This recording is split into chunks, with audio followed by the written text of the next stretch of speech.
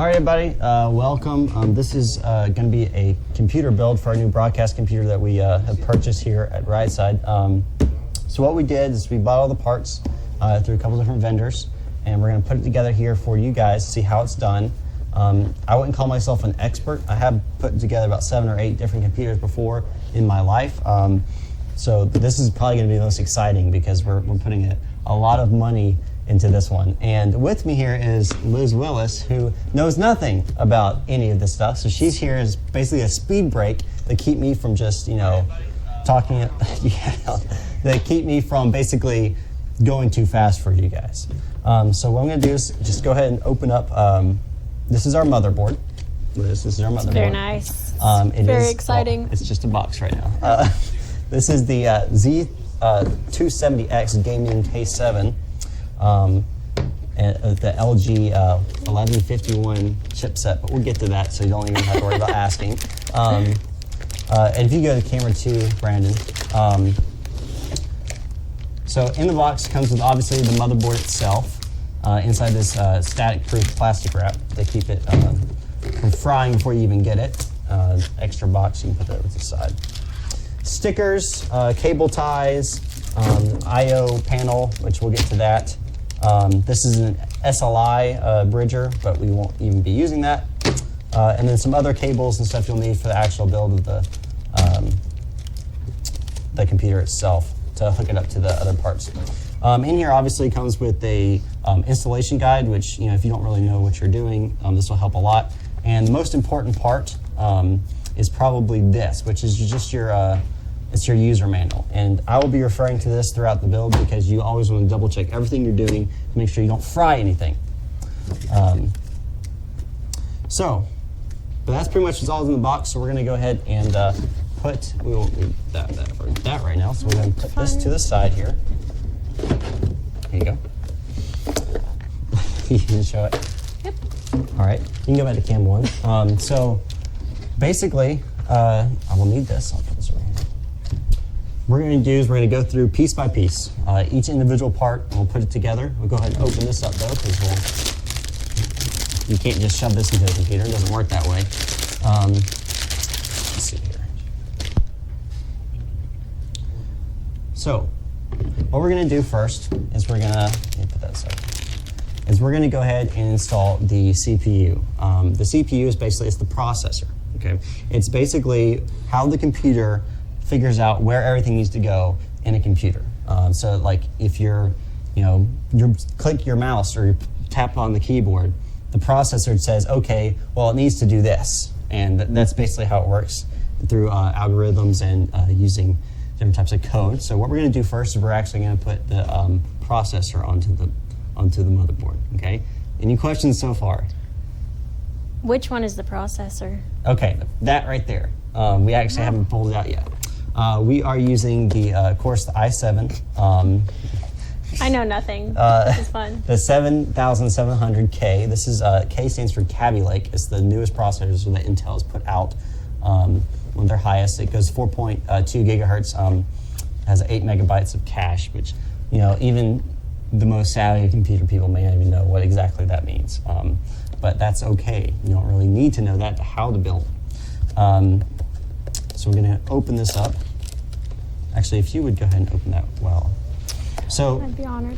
While she's opening up that box, and I'll get into that, I want to explain a little bit about what I meant by when I said the LG 1151. I believe that's right, LG 1151.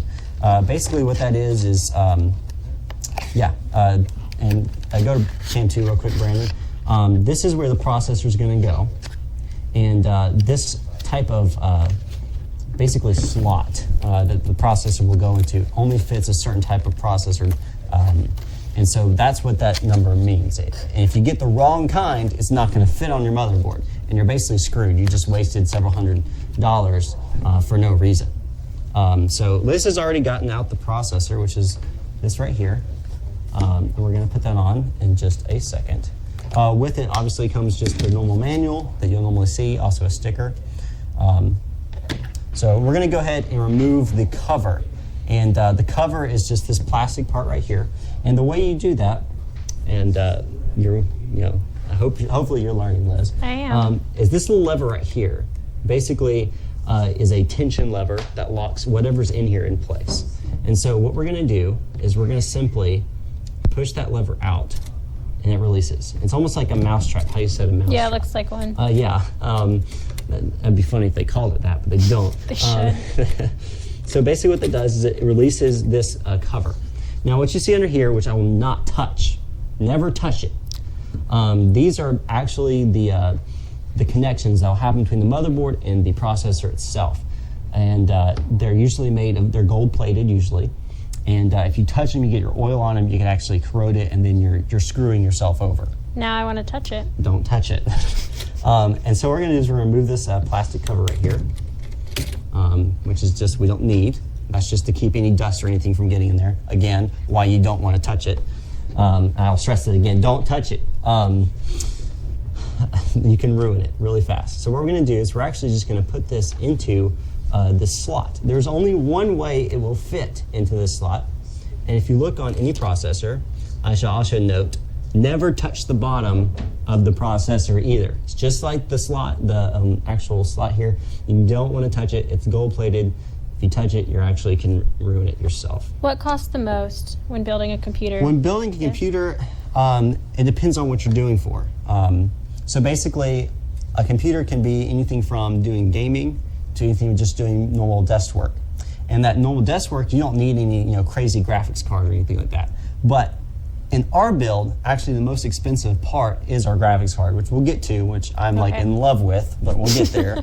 And it actually cost us about $700, actually over $700. And the processor itself only cost us about $400. Oh, wow. I know, right? Only $400. Put that together and you have my MacBook.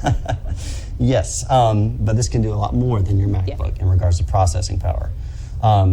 So what we're going to do is we're going to put it in, but the way you put it in is you're going to look, and you'll see this on the motherboard has this little, I'll try to show the audience, this little indicator that basically shows exactly where the corner of that little angle goes. And I'll try to get, I don't know if you'll be able to see it in the camera, but there's that little arrow that points, and you're going to line that up with the other little arrow. It's pretty self-explanatory. It makes sense. I can follow that. You're just going to drop it basically right into it. Just kind of give it a little shake to make sure that it's actually slotted in there. Now here comes the most nerve-wracking part I have ever done and still continue to do with any type of computer. Because basically what I'm about to do is, I'm not going to bend the pins in there, but I'm putting a lot of pressure on the processor itself. And when you do that, there's always this, and I'm even going to have you do it. I'm not, no. No, I'm going to have you feel it as I do it. How about that? Okay. Just so you can see what I mean when I say it's very nerve-wracking, okay? So I'm just going to cover the cover back up. Make sure it slides in this little slot here. So all I'm going to do is I'm going to push this down that way, okay? And then I'm going to lock it in place. Now I'm going to push this. I'll push it here. I want you to feel the top of that, okay? This? Yeah, as I push it, I want you to feel. See how much pressure I'm having to put on here? And you saw how delicate those things were. Yeah. And so, it's very nerve-wracking because you could, potentially screw it up right there and then. You've ruined your $400 processor, and boom, you have to wait however long until you get the next one. But that's pretty much it when you're putting the processor directly into the motherboard. And you can touch this. You can touch it, but we're going to clean it off because you have to put a heat sink on it. But we'll get to that also. So now that we've done that, what we're actually going to do is we're going to go ahead and install the RAM. The RAM stands for Random Access Memory. It's basically this huge cache that your computer uses and all these programs use to process things a lot quicker, a lot faster, which is, you always hear, well, just put more memory or put more RAM in it, it makes it faster. That's not always the case. A lot of times RAM will be, some programs don't even use more than like 2 gigs of RAM. Some aren't like, for example, when we went to Windows 7, we used to run Windows Vista and then Windows XP. Windows XP ran, the max it could actually use is 4 gigs. Max it could use. So you could put 32 gigs in there and it wouldn't matter. So as we advance operating systems, it requires more RAM, whatever. In fact, in our phones nowadays, we usually have more than 4 gigs of RAM in our phones. So that tells you how advanced we've come in the last 10 years. So what we're going to do is we're going to install the RAM. It's really simple. This is the dual slotted well, it's 4 slots, but it's called dual slots because you'll put pairs together. And we have Corsair over here that we've gotten. This is the RAM that we're going to be using. It's Corsair Vengeance LPX. It's a pretty good. I've never had any issues with it in the versions that's come out. So that's what we're going to use here. It's going to be 32 gigs, which, a lot of people might complain, well, why did you do 64? Sometimes you may need 64. Well, for what we're doing, we won't be processing it out. If I can get the sticker off, maybe we have nails. I don't. Let's see if you can get that sticker off so we can get in there. And so what we're going to do is we're going to put it into the actual memory slots, which I will show once Liz is able to get this opened. If she is, we'll see in a second. And so those slots, which I'll show you right here on cam 2, is these right here. And these slots, they each are numbered, and they have DDR. This is DDR4, by the way, and slots 1, 3, 2, and 4. 1, 3, 2, and 4. So you put, for example, 1 and 2 in first before you put anything in 3 or 4. And so Liz has gotten it here. We're doing a quad setup, so we're going to fill all the slots up with these. So if we ever wanted to upgrade RAM, we would actually have to replace one of these with some more. So that's how we're going to do it today. This is perhaps the easiest thing you can do, actually, to speed up your computer. Not all computers need RAM, and so you should do a little research. And very simple is what you can do is you can open up in Windows, you can open up your task manager and look at your computer. And if it's running, for example, it'll show you percentages. If your CPU is at 100% and your RAM's only at 50, RAM won't help it. But if your CPU is only like 50, your RAM's at 100, and your disk is still at 50, then adding more RAM could actually speed up your system. So what we're going to do, and you're going to help me on this because it's really simple, is we're going to put these into the slots. Now I'm going to show how to do one, and I want you to do one. Okay. So you'll see these little grooves in here. I'll show the camera. I don't know if they can see that, but there's a little black groove in there, which will line up with this little groove. And with that, basically all you have to do is figure out which direction, and it's going to be this way, okay? And all we're going to do is pop these right here open. That opens up the slot so you can put something in it. Okay. And these are locking mechanisms. It locks it there and open. So we're going to put it in DDR, the slot 1, which I'll show you is labeled right there. 1, 3, 2, and 4. Again, it's pretty, once you know how to do one, it really is simple. You can pretty much do multiple. So what we're going to do is we're just going to put it in here, simply just let it slide in there. Then you're going to push down evenly. Like a pair of skis. Yes, basically. Yep, like a pair of skis. Push down, make sure it's good and solid connection in there, because if it's not, you can actually get an error message when you try to start your computer for the first time. Then you're going to simply just, well, see, right there, I didn't have it all the way down on this side, so it wouldn't lock in.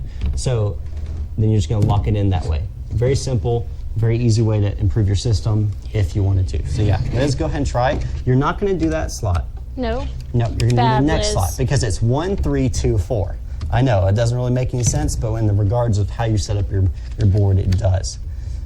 Now, since we're doing 4, it really doesn't matter. She could have done slot 3 or slot 4, but just for the sake of practice, you always want to go 1, 2, 3, 4. I think it's good. No, it's not. These have not locked in. So you're going to actually make sure these are off and push this down. It's going to be a lot more pressure than you think you would need to put on a computer. Oh. See, and it automatically locked in there. Yeah. And you're good to go. That's pretty much it. I was afraid to touch anything. Yep, and that's what a lot of people are. A lot of people don't understand that it's really not that. I mean, it is a fragile thing, but it's not something to be crazily afraid of. Except the processor. The processor, yes, even the processor is very finicky. You want to make sure you don't touch any of the. How come you can't just put them in 1, 2, 3, 4? You could with a 4 setup, but I always do 1, 2, 3, 4, just as a practice in case I only put in 2 or if I only put in 3. That way, I make sure I always am putting in the right slots. It's just a practice thing for me. As I've started doing that from the beginning, and just in case most of the time I only put 2 RAM in here. And it's usually just in slots 1 and 2, which is 1. So what we're actually going to do is we're going to set this aside. So you set this on top of that box right there. Yep. And we're going to bring out. Dropped it. No, you didn't drop it. Thank goodness. because you can break it at this point. Take it Micah left, would too. kill me. I wouldn't kill her, though I would be angry. What we're going to do now is actually grab the case itself, which is actually under all of this stuff right here. I know should have thought this through a little more, but it's okay. Keep that for later.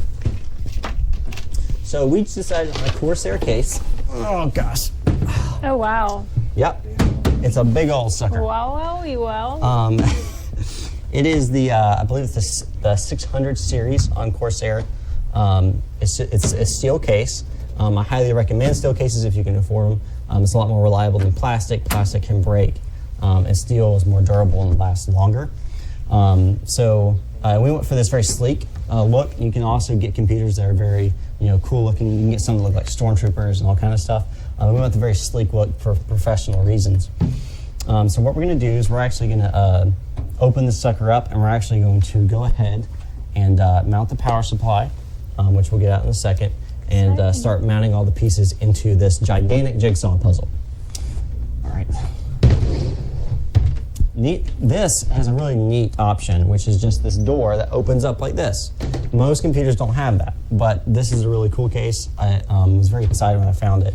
It has a lot of space. It's a full ATX case, which is the size of the motherboard. There are a lot of different sizes of motherboards that you can get, and this is a full ATX. I actually don't even know what ATX stands for. Me either. It's okay. Yeah, but there's all the different kinds of sizes. Now inside of here, there's going to be a lot of random, well, not random cables, but there are a lot of cables that come with the case itself, whether that's powering fans or powering the LEDs on it or powering, like the USB ports on the top here, whatever that is. These are them. And so we're going to keep those out. We can probably let go of those. Will probably be okay. And so what we're actually going to do is we're going to put in the power supply first. So if you would actually open up, where is it? Is it over here? I may have left it over there. Yeah, I'm not sure what a power supply is, so. Let me see. Where's that over there? Nope, that's the one. Oh, there it is right there. It was right in front of me, and I couldn't even see it. Now I feel smart. So this is the power supply we chose, which is the Corsair, again, HX 1200i, which is a 1200 watt power supply, which will do what we need to do. In most cases, most people, 500 watts would probably be fine for your everyday computer, but we're putting in a lot of power into this thing. Yeah, you can go ahead and see if we can.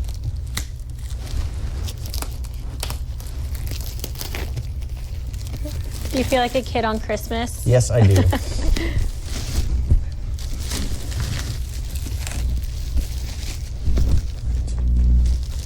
Yeah, every time I build a computer, I'm really excited. I get this. Yeah, it feels like Christmas. For me, at least. I know some people might be stressful. This is the biggest case I've ever seen. You should see mine at home. Oh, dear. I believe it. It's even bigger. Not as wide, but it is larger in size. This has been fun to get out of this. Put this over here. And again, open up the ridiculous amount of boxes that come with every single build that you do. In fact, when you're done, it's going to be this huge pile of stuff that you'll have to fix. Now, again, that comes with just the warranty guide and safety information, and then the manual itself, which explains how to do your setups and everything with regards to power, all the things you might need in case the thing doesn't start or stuff like that. Because of the standard power cable, it's going to plug into the back of your computer. A bunch of zip ties to help you with basically cable management, which is perhaps the most annoying thing that you will do throughout it. So in this little, I don't know this canvas bag is all the cables that we will be using. We may not use all of these, but we'll use probably a good majority of them. And then underneath this beautiful little velvet thing is the power supplies itself. This is what makes every computer go. If you didn't have this, it wouldn't matter what type of awesome gear you had inside of it, it wouldn't power up. Obviously, it's called the power supply. So again, this has some safety information. Make sure you don't open it. You open it, your warranty's gone, whatever. We do not ever plan to open this thing. And neat thing about this case, most cases you actually have to open up the case to actually put the power supply in it. neat thing about this is you actually don't have to do that. Most cases, you'll have something around here. You have to actually slide it in there and bolt in it, not bolt in the screw it in. This case, and I'll turn it around so you can see. This is where actually we're going to put the power supply. I'm going to take this off. And Brandon, if you could go to camera 2, I'll show. So this right here is the power supply bracket. So what we're actually going to do is, if I can use my fingers, nope, I'm probably going to have to use one of these, is we're actually going to take this off and it's going to slide in. Most cases that is not what you would end up doing. It's all inside. So we're just going to do this real quick.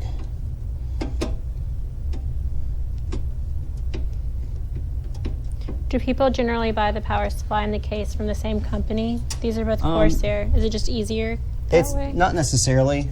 You know, I've bought other non-Corsair, what do you call it, cases, and with Corsair power supplies. I like Corsair, and they're very good company. They've always been pretty reliable. I've only had one dead on arrival power supply, which is abnormal. A lot of times you'll have them blow all the time.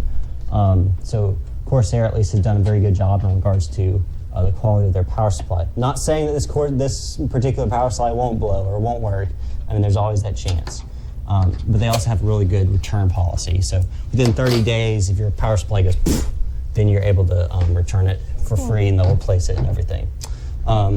So yeah, all we're going to do here is we're going to slide this puppy, I call it my puppy, into this right here.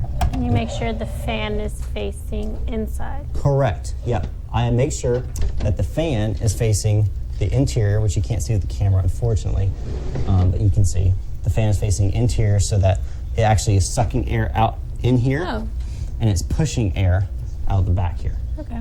Yep. That's how that works. Make sure that's all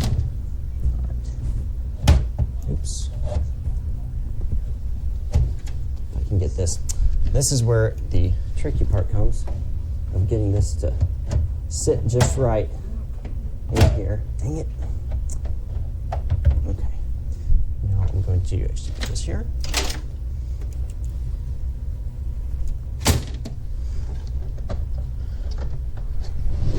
And with every build you do, there is always, and I will say this again, always complications in some little manner, fashion, or form. So what we're going to do actually here is we're going to get this lines up just right. I think I did that. Put it in right. Yeah.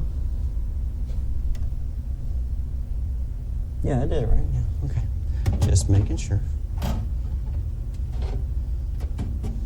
Now I'm going to keep it right here because if you'll see, you see these screws right here, these screw holes. See them? They're really small. They blend into this right here. I'm not sure. Yeah, you can't see it. I'll move the camera real quick so you can see what I'm doing, what I'm looking at. Yeah, that's There better. we go. All right. If you look right here, here, and here are screw holes. This is where we're going to actually hook the bracket onto. Now, all these other holes look like they're just screw holes too, but they're not. Yeah, you have good vision. Yeah, well, actually, I do.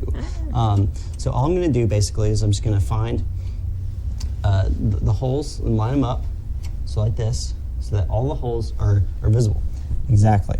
Now I'm going to take, should have come with a case. It probably came with.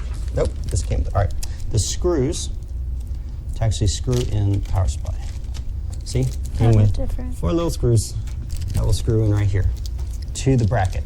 The bracket makes it really easy to move the power supply in and out. If you have to replace it or whatever, you don't have to open up the case and deal with all of that. Now you would have to unplug stuff, but so all we're gonna do is just screw these screws right into the holes. Simple. Oops. Simple little thing. So let's take it, make it simple. Even simpler. Now all I'm doing is just screwing the screws into the holes that were on there. How do I move the camera down? Just unlock it right here. Yeah, you just move it up and down now. Sure. Yep, all I'm doing is just... This is the great thing about doing everything live, because you can't fast forward. You have to watch me as I screw these in. You can take a break and come back in 5 minutes. You're right. They could do that. then they might miss something very exciting. I guess then they can just go back, couldn't they? So yeah, whatever. Take a break if you want, but Stay with it'll us. take like 30 seconds or less, and they'll have this done. Now this is what they call a fully modular, whatever. It has, if you look, no cables are actually attached to it. That way you can actually customize it to have whatever cables you need and not have extra cables in your case getting in the way of your other parts, which is what I prefer. So, all right. Now that we have actually screwed in, as you can see, the 4 screws onto the actual power supply mounting bracket, all we're going to do is we're going to take it, fan down into the case, because this will suck in. This is the intake. This is the output is. So you slide it in there, and it fits perfectly snug up against the mounting bracket wall here. And you have the screws. Thank you. And all we're going to do is just finger tighten them into place. And we will be good to go on mounting the power supply. Then we'll actually have to hook up all the cables and do all of that, which is going to be probably one of the most difficult things. But we'll do that after the fact, after we install some of the other parts. Again, this is the tedious part about doing everything live, is we're just screwing things in. Just wait till we do the motherboard, put the motherboard in. We're going to be screwing about 12 screws in. Love it. So have you learned anything so far? That I have a lot to learn about computers. And I'll continue to probably purchase them made. Purchase them made? Or you I just get like or laptops. you could hire me to build some if you want to. I've got some pretty smart brothers. That's true. You They're do. probably critiquing you right now. You know, and that's fine. Again, I say I'm not an expert. Just stating that fact. All right. So now what we're going to do now is actually install the what we call the I/O bracket. If you could lower the camera for Yes. me.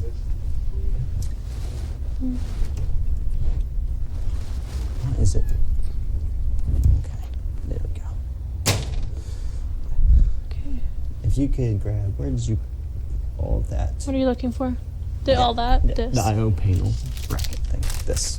So this is the I/O panel. This is where all the interface. I/O is interface in out panel. And so all we're going to do. This is really easy. And basically this is going to go here, but I'm going to have to push it from the inside because the way this works is it uses pressure to stay in place. So what I'm going to do, and you'll be able to see it if you just hold that up for me. Yeah.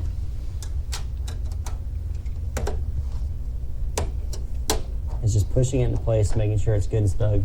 Boom. I/O panel installed. Really simple to do. Now, we're actually going to keep this open. I believe, yeah, let's just go ahead and take that off because we're going to be in and out of this all the time. So now what we're going to do is prep ourselves for the other stuff we're going to have to do with the actual computer. So we're actually going to take off this side of the case. To do that, as you're going to see these little screws right here, all we're going to do is just loosen them. Hopefully they'll both be yep, they're both hand loosenable, which is good. Let's see if there's any on the bottom. Some cases are maybe, nope, okay. This is going to pull off, you pull straight away and then off. And there we go. Now what that does is it gives us access to the rest of the computer itself, including the solid state drive, the 2.5-inch drive bays, which is where we'll put our hard drive, including access to our 3.5 bays, and this little box. This little box has all these different little screws and stuff that we might need for the actual case. Put that, slide that back in. If I can get this slide back in. There we go. Joe is so excited. All right. He is. He's jumping up like a little kid in the background. Not really. So what we're going to do now, I'm actually going to push this over here so you can kind of see more of what I'm doing. Make sure I can. Because we actually are water cooling our graphics card and our processor. So what that means is we're going to have to remove this fan right here. This is where our our graphics card water cooler is actually going to sit. So what we're going to have to do is actually remove this fan here. And to do that, simply all we're going to do is unscrew these screws right here and remove the fan. And I'm removing this prior to the installation of the motherboard to help with the process of installing the motherboard and to make sure that we don't have anything in the way once I actually put the motherboard in to where this would interfere with actually taking this off. This is called this part of the thing is called prepping the case for the installation. And that means you're prepping it for the installation of the motherboard, the CPU memory that's on top of the motherboard, and then also the graphics card and any water coolers or anything you're going to do with that. We're going to keep this fan because it's a good fan. No reason to throw it away. We might actually end up putting it on the bottom or something like that to give it still even more cooling power. So we're going to put it right over here. We're going to keep these screws because we might need them for the actual water cooler. I haven't opened it up yet. So we'll see about that. Okay. Now what we're going to do, down right there. Can you see inside the case there? I can't see. What? Yeah. All right. Take this. If you would come on the other side of me, Liz. Okay, I'm gonna get my microphone from you. Oh, yeah. And we apologize, but we have mics and cables running everywhere here as we're trying to do this. And Let's see if I can bring if this a little y'all have any closer. questions, you can DM me or tweet me at _Liz Willis on Twitter, and I will ask those questions to Micah for you. Yes, as long as they're appropriate. Don't be asking me crazy stuff I'm not going to answer on live TV, obviously. I filter. Yeah, she'll be the filter. She'll make sure nothing comes through that shouldn't. Oh, my brother texted me and said, "I'm so proud of you already." There 'cause you I'm go. So, working so with already computers. he's chiming in. Hi, James. That's great. So what we're going to do now is we're actually going to put in the motherboard. Okay. But which is awesome about this is they've pre-done the posts. Now the posts, I don't know if you can see them, but they're these. Yeah, you can see it right there. These little posts that will separate the motherboard from the back of the case. That way we don't have any short circuits. Because if you look, I'll see, grab the motherboard real quick. I have been informed that RAM works in parallel. They have to be in pairs or else the computer fails. That is correct. That is absolutely correct. Which is why you do 1, 2, 3, and 4. Yeah. So you see these little, all these little solder points. If you link any of these solder points, there's a possibility of shorting out your motherboard, which then wastes all the money you spent on it, and possibly everything else connected to it, which is pretty much everything in your computer. Actually, it is everything in your computer. So Looks like Braille. yeah, yes, it does. So you want to be careful not to. You don't want any metal touching the actual pieces here, which is why the posts are there to keep the motherboard off of the back of the case here. So we're actually going to go ahead and put the motherboard into the case. And to do that is really simple. All you're going to do is line up all the posts with all the holes.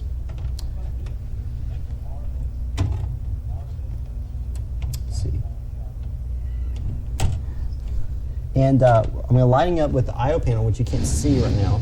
The I/O panel removes this right here to make sure that we're actually on there good and tight. Now, what we're going to do with that box, where did that box go? The little box that had all the... I have it. Okay. If you can get it out of there. I believe it may be in here or maybe it's in here. All right, so in here, you can see there's a bunch of little screws and all kind of stuff that is for different parts of the computer. In here is motherboard screws. Let's see if I can find those. Those are not them. Back to the jug. Those are not them. I believe these are them. So 1, 2, 3, 4. Make sure it lines up. They're all. It's like porridge. 1, 2, Too 3, hot. 4, Too cold. 5, 6, 7, 8. Yep, that should be it right there. All right. Just had to make sure I was getting the right amount of screws. All right. If you would hold all those real quick for me. I'm going to make sure. Double checking myself. I'm pretty sure. Yep. All right. Now what we're going to do is give me all of them? No, just a couple. That's fine. Is we're going to go ahead and screw in the motherboard. And all we're going to do is you see these little connections, looks like little silver rings. Those are the different points that these are actually going to connect to. Stargates. Stargates, yes. Actually, I love Stargate.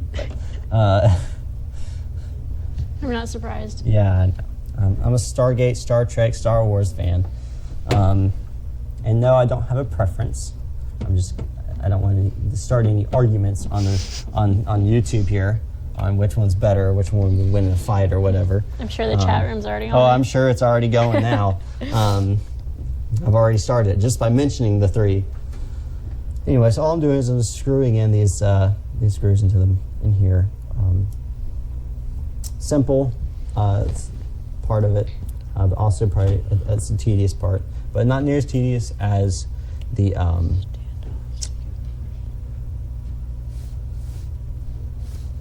yeah, that is okay. So her brother I actually told you he would be on this. he texted and said, you know, you might use standoffs. What's his name? James. James. All right. So actually, that's my middle name, so I like you even more.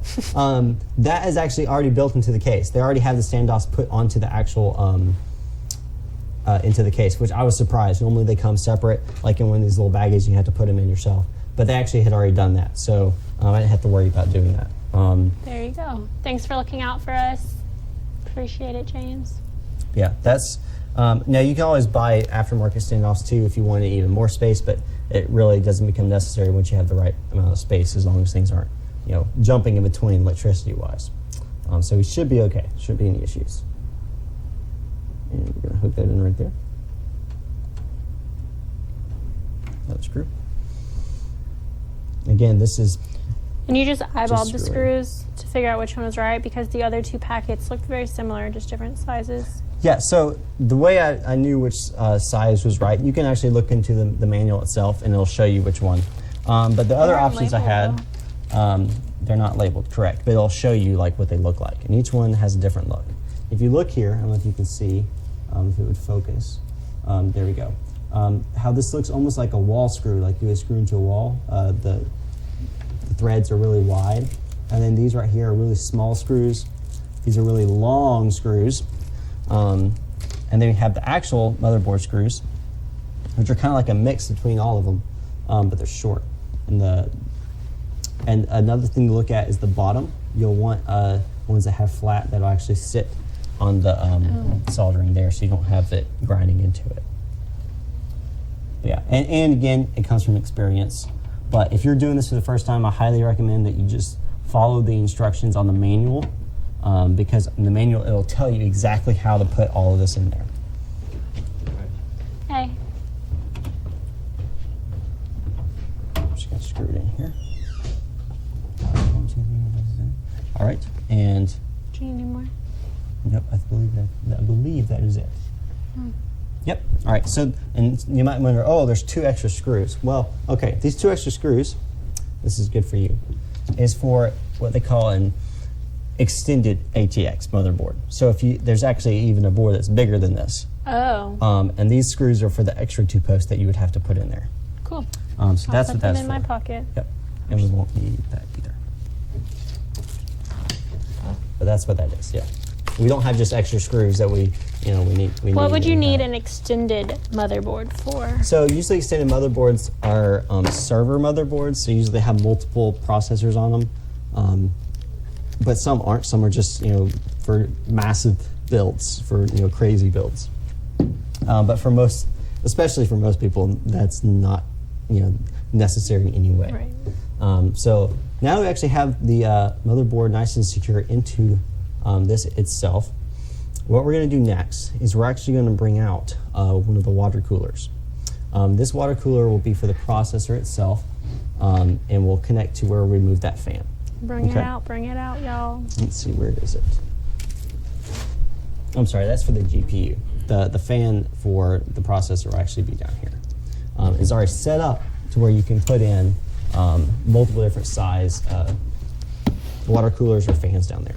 And what we're using for that is the Brandon, if you go to camera 1 for me, sir, is the H105, which is by Corsair. They make it's basically water cooling systems that are internal. That they're no, you don't have to worry about buying piping or anything like that. It's already pre-made. You just have to hook it up.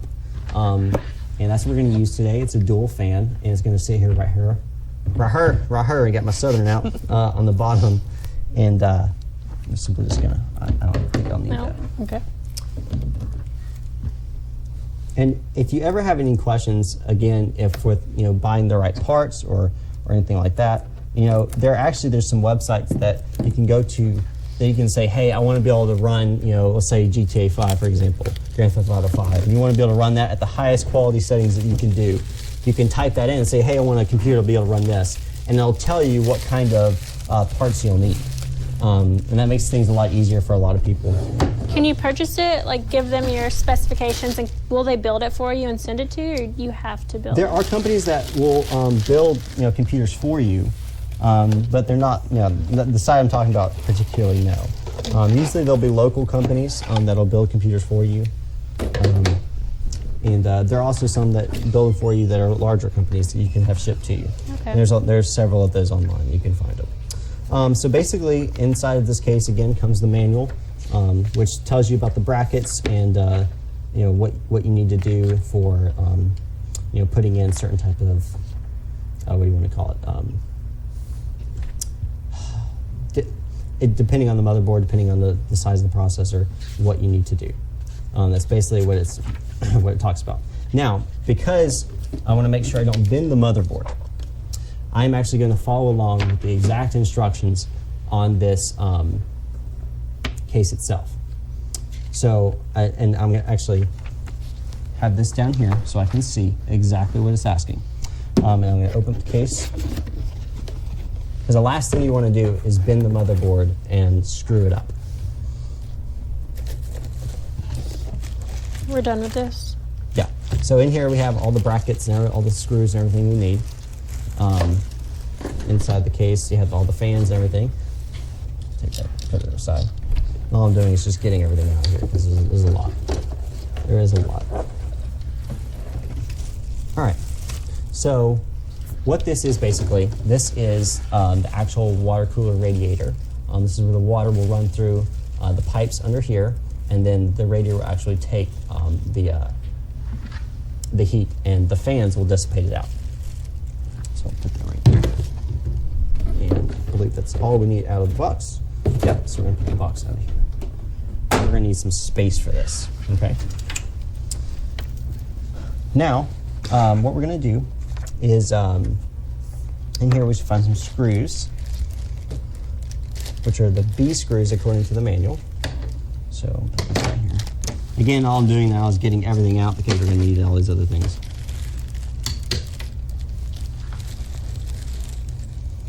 Okay, and here they are in here. I believe that's right. It does not label them, which is not helpful at all. Thanks. Which ones are which? It does not label. 1 second here, folks. They do not label the. Oh, okay. I see the difference. Yep. Okay. Sorry. That was because I did not see change here. So all I'm going to do is I'm going to take these out. I'll need these. Okay. Now what I'm going to do is I'm basically going to flip this on its end, and I'll move the camera here so you can see it a little better. Let's see if I can. Okay, make sure I zoomed out all the way. And you'll see, and I don't know, you can't really see, Liz, but here, where the back of where the CPU is going to be, we're actually going to put a bracket. And that bracket is this right here, this plastic looking bracket. This will help secure the actual, what do you want to call it, the water cooler to the thing itself. So we're just going to make sure that it fits into these holes right here in the motherboard. And this design, the motherboard is designed where it can do it. Most motherboards have this option. Actually, I'm pretty sure they all do for the normal air cooler that you would use. It just slides in there, and that's pretty simple. Just do that. And now what we're going to do flip it around. Is it heavy? Yes, it is heavy. I don't know if yeah, you can see it. All right. And now, these different squares, not squares, but these little holes that we just pushed the thing through, what we're going to do is take these right here. All of them? Yep, all of them. These are basically standoffs. Now, these, as your brother mentioned, but this is particularly for the, what do you want to call it? The water cooler itself, not the motherboard, but for the water cooler. And what we're going to do is we're going to attach these into these holes that were already put here. Okay, so I'm going to make sure I don't accidentally push them out. Oops, like I just did. There you go. And there's two sides to it, a small end and a fat end. We're going to put the small end into it and screw it in. And the reason they have these standoffs is because the water cooler itself is a lot bigger than you might think. And I'll show you in a second why it's necessary, actually visually show you. But it's necessary to have these standoffs so that you don't, to actually be able to connect it in the first place. You wouldn't be able to connect it at all if you didn't put these standoffs in. You know, I didn't even introduce myself. I did. I said I was Micah. I didn't say what I did here. I'm a producer here, actually. I'm not like the tech guy or anything. I guess I kind of am the tech guy, but unofficially, I'm the unofficial tech guy. We all wear a couple different hats. That is correct. We all wear a different color.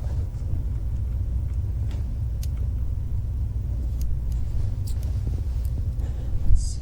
Last one here.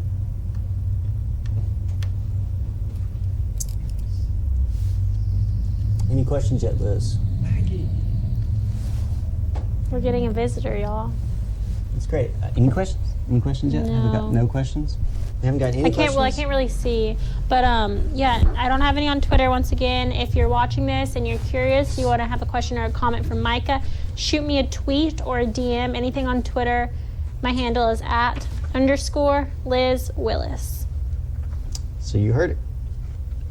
I'm waiting. Huh? I'm just telling them I'm waiting for some. Yep. So I'm going to make sure. Turn over. Yep.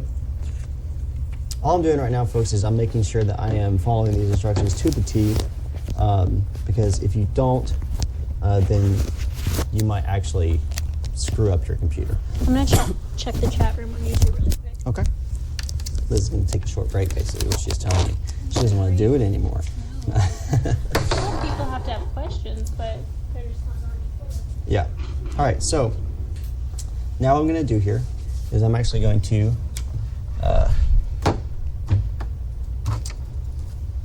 grab the actual radiator unit. I'm going to lay down the case. That was heavier than I expected when I turned that over. And it's only going to get heavier, which is just great. Not really, it's a pain in the butt. All I'm going to do is take this out. I'm going to leave the protective cover on this for right now because that's not what I'm actually working on installing. I'm actually working on installing the radiator itself. Now, when you install this, you want to make sure you put it in the least intrusive way in the actual computer. And the way I'm going to do that is I'm actually going to put it this way. And the reason I'm going to do that is because over here, I'm actually going to put another radiator for the GPU. So I'm going to go this way. And it, depending on what kind of build you're doing, depends on which direction you put it. You can put it facing this way or facing that way. It really doesn't matter in regards to this. I'm just going to place it in here. Let's sit. All right.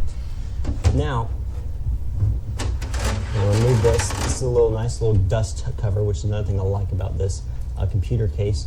It basically allows you to clean this right here without actually having any issues. So what we're going to do here is we're going to, let's see, where are the correct screws? I'm looking for the screws. Liz, you didn't have to take any of the screws away with you, did you? Yeah, there's two. Oh, I found them. I found them. Never mind, guys. I found them. All right. Let's see here. And all the screws out here. Okay, now I'm just going to line up the screws with the holes here with the washers and screw them in.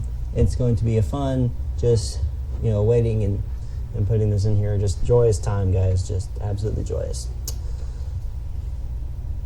I wish I had an assistant right now, but someone's checking the chat. Duke says that everything looks good. He's Oh, done this many times. here comes the criticism. I know it's going to come. Someone's going to say, you didn't do this or you didn't do that. ATX is the motherboard specification, not power. Yeah. Yes, that's correct. ATX is the specification, not the power. That's correct. It's a size, not a power. That is correct. No complaints over here. No, it looks like you're doing good with this new bed. Well, that's good. But I'm sure it's going to come. Now that I've said something, people are going to start talking. People are going to start talking. All right. ATX means Advanced Technology Extended. There you go. Whatever that actually means. Someone just came up with it, probably. So what does that mean? Unnecessary knowledge right there. That's what that is. Not unnecessary. I mean, if you build computers, build motherboards and stuff, I guess it means something.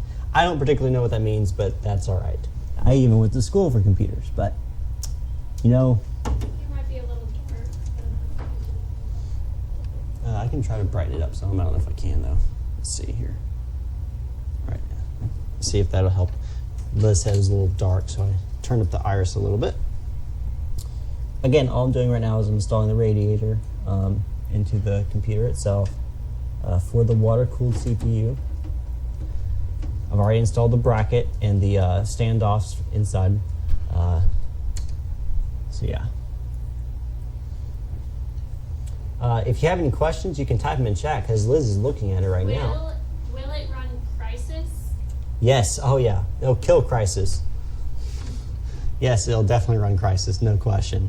I've actually never played Crysis, but I know Crysis is they use that as a benchmark actually. I'm guessing it's heavily done with the graphics and everything. But yes, it'll run Crysis, no problem. No problem at all. In fact, the card we're installing is able to run faster than the 1080 Titan. And if any of you guys know what the 1080 Titan is, that should impress you. But that's because it's water cooled. If water cooled, you can overclock it. You overclock that bad boy, you're just like a jet engine, or a fighter jet, jet engine.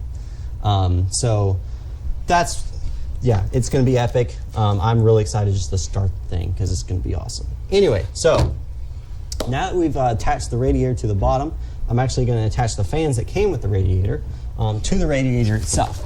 Now, when you do this, you want to make sure that it is going the correct way. And what I mean by that is you want to make sure air is being pushed through the radiator in the correct pattern.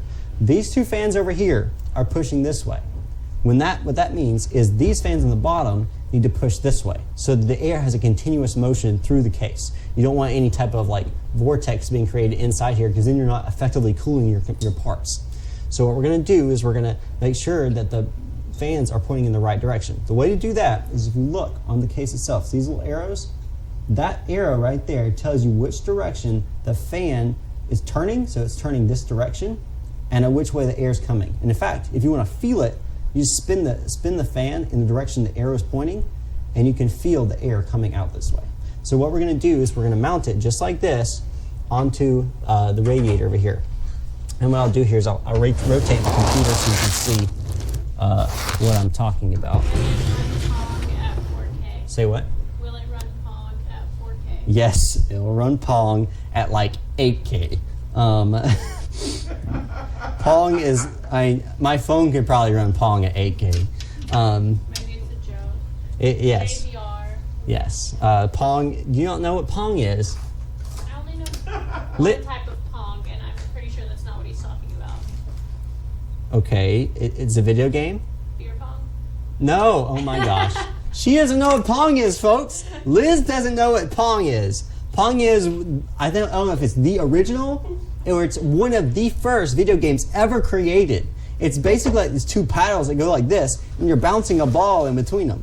That's Pong. Oh, I can't believe, oh wow. I didn't know the name. Wow. I used to sit there on my keyboard, and the question mark was one paddle, and Oh my gosh. Are you sure that wasn't pinball? Are you thinking? That was pinball I'm talking about. So Pong is different. Oh, she doesn't even You know. just dated yourself. I know I dated myself, but it's all I'm the right. youngest one here. But still, Actually, me and Micah are pretty close in age. I cannot believe you don't know what Pong is. Well, That almost makes me angry that we failed to educate our. Since you're too young, he remembers the console. Huh? Luke said he is too young. I remember the console. The console. Yes, there was a That was one of the first original, like, you could bring home video games systems, which included Pong, if I'm not mistaken. In fact, if you want to play Pong, you could literally Google Pong and free to play, and there's plenty of places where you can play it for free. So, I'm just still in kind of shock over here that you didn't know Music World what Pong was. said she didn't know what Pong was either. What? How? Okay, I don't want to ask how old Music World is, but I'm almost curious to know, because I'm just curious if we're failing to, teach our younger generation exactly what Pong is. Music World called herself an old lady, so I don't think it's An the old younger lady? generation. Well, it may still be a younger generation.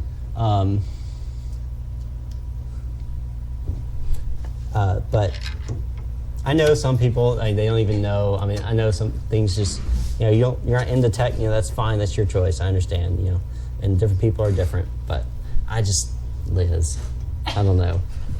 Just something about you not knowing just blows my mind. Sure. Anyway, again, guys, I'm just hooking up the fans into this right now. So we're trying to talk about other stuff while I do this tedious task. But, jeez. Do you know what not Pokemon? Yeah, I gotta catch them all. Not Pokemon. Jeez. Yu-Gi-Oh, Dragon Ball Z. No. Pac-Man. Yeah. Okay, at least she knows what Pac-Man is. Pong. And you beer pong. Well, okay. That's a completely different. Yeah. I mean, you're still using the ball, I guess, but Hand-eye coordination. hand-eye coordination. But yeah, I guess yeah.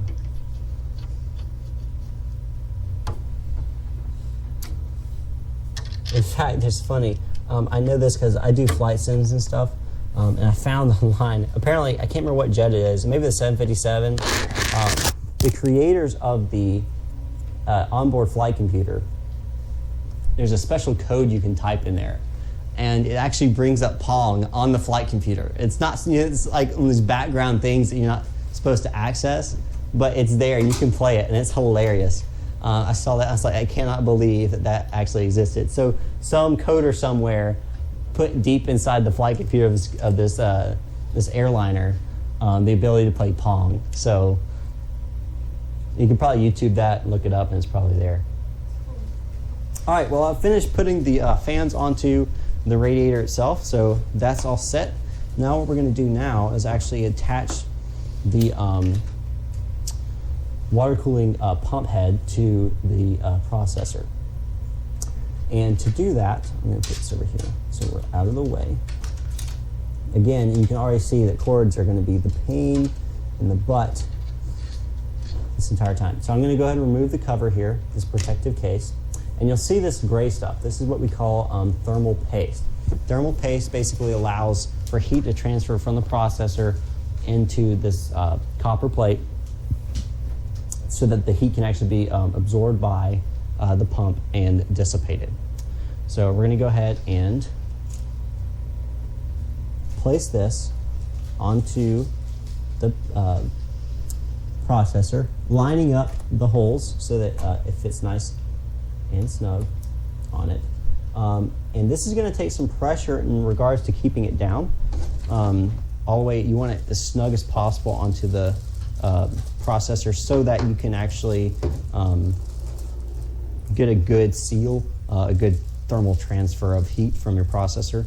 And what this will allow me to do is actually overclock the processor beyond its stock capabilities. That's pretty much what water cooling is designed to do. Besides just keep your processor cool, it's designed to help you overclock it, to get even more bang for your buck, if you want to say, out of the processor. More power, more capability. So I'm just screwing these on real quick before I tighten them down. And come back on. Thank you. Thank you for having me. This works out because now I can see the chat kind of. So if you guys want to see more tech stuff, whether that's looking over cameras or just tech news in general or anything like that, just let me know. I have no problems doing this kind of stuff for you guys. All right, that came off and put it back on.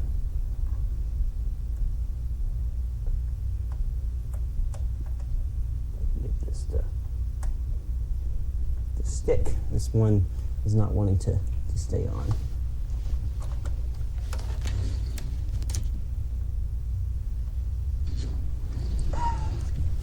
Again, as I said, there's always some little part that just becomes a pain in the butt, and I think I found it. There's always one that just doesn't want to work right. Why is it not going on? It is the right part.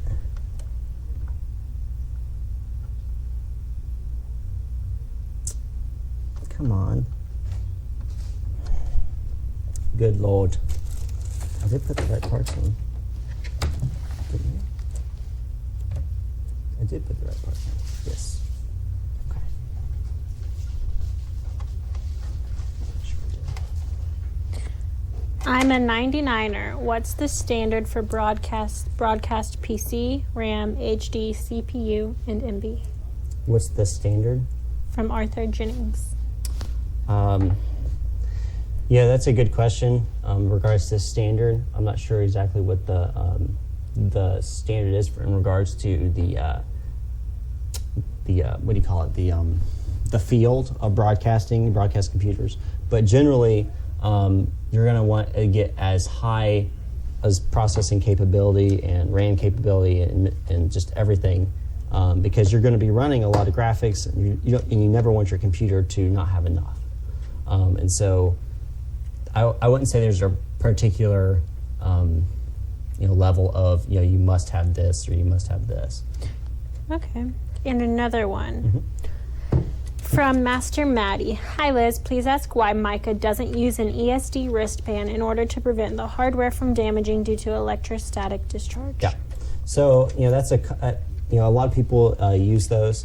I have actually never used one, and that is an option. And if that's something that you're concerned about, definitely. I mean, there's nothing wrong with wearing one. And that is, every time I build a computer, I think about static electric discharge. So one of the things I always look at. But it's not plugged in. That doesn't make a difference. No, because for example, if I had a really woolly shirt on and I was moving around a lot, I could build up electrostatic inside of me, and I could accidentally hit one of these parts. Spark something. And actually blow something. So that's what that is. I know right now I'm not wearing anything that produces static. That's one of the concerns I always look at before I actually start building. Thank you for the questions. Yes, and please keep asking them. And this is not exactly sure what is going Will on here. overclocking, let's see. Hold on.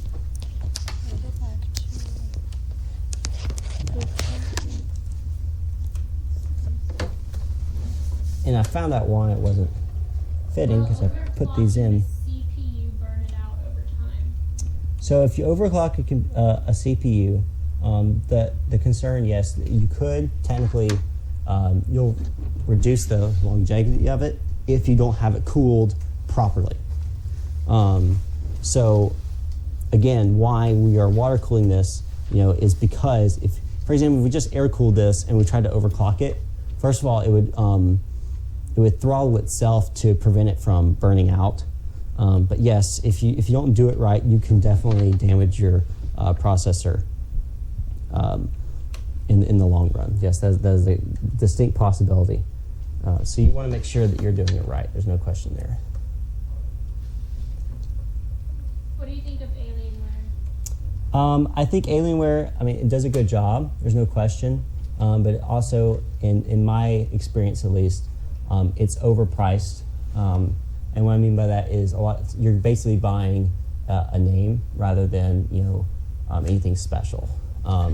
So yes, it is a very good system, and if you buy one, you'll be happy with it. But if you know how to build like a desktop, for example, I'd recommend building one rather than buying from Alienware. Nothing against the company, you'll get everything you want for a cheaper price. In regards to the laptops, though, you're very limited on trying to build with a laptop. Now I wish I had some needle nose pliers. I don't think we have any in the office. Nope. The person who asked about Alienware said, "Yep, my son's a lot." Yep. And they're kind of like the name out there, kind of how Macs were the name out there for video production. Coming from a video production kind of background, you always had a Mac when you did any type of video editing. But nowadays, it's almost like to do just that. I mean, you can buy a computer running Windows 10 with the same processing capabilities for less. So, yeah, I'm trying to get this to loosen up, and I cannot get it.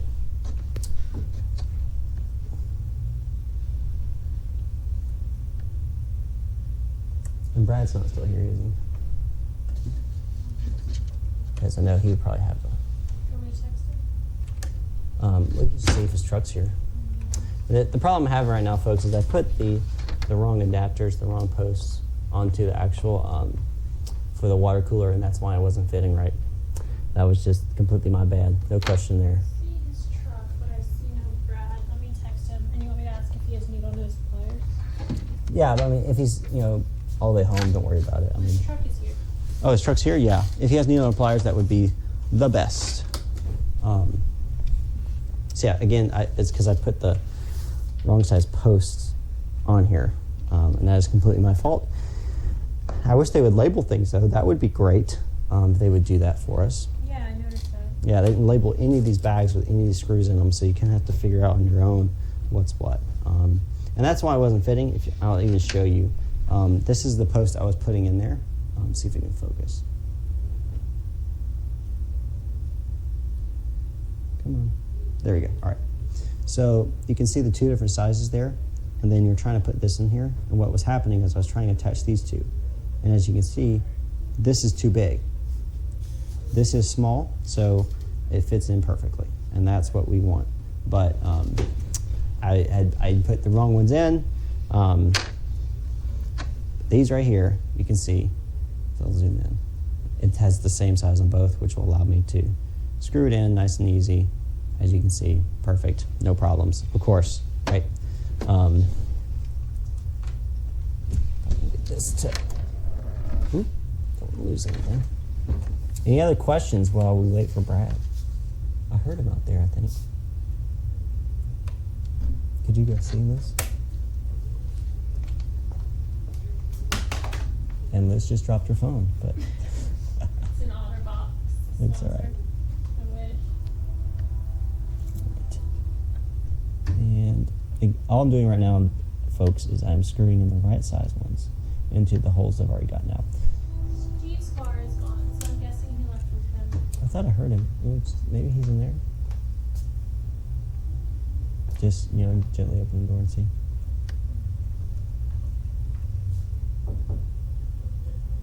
Is Brad? Hey, sorry.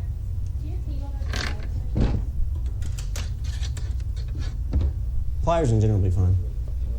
Pliers, you know, anyway. I didn't know we had a toolbox. It's over there? Okay. No, there's none, and there's nothing in there. Alright, thanks, y'all. No problem. Did Brad not have one? No. Really? He didn't have any tools with it? Tweezers? No, I don't. Tweezers. That won't help. Well, I'm sitting here trying to think. In order to get this out, I mean, I tried with my fingers. Hey, Brandon. You want to try to get this out? Which one is it? I have a kind of small hand. Sure. That right there.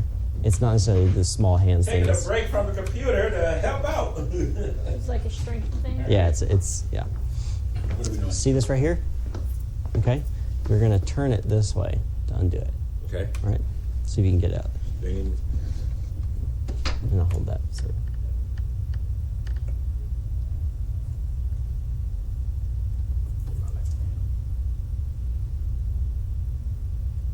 You just slipping on it?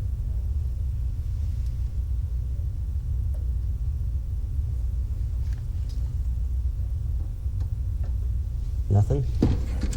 Jeez. going around it. Yeah, that's my problem I was having too. Let's see here. Go right. Yeah, that's the right way, yeah. Because it's tidy. And you kind of go like this, little like wiggle. Yeah, I can try that. I wish we had some pliers though. I don't think I have any in my car. I'll check for the odd. Oh, I don't even have my car here. Never mind.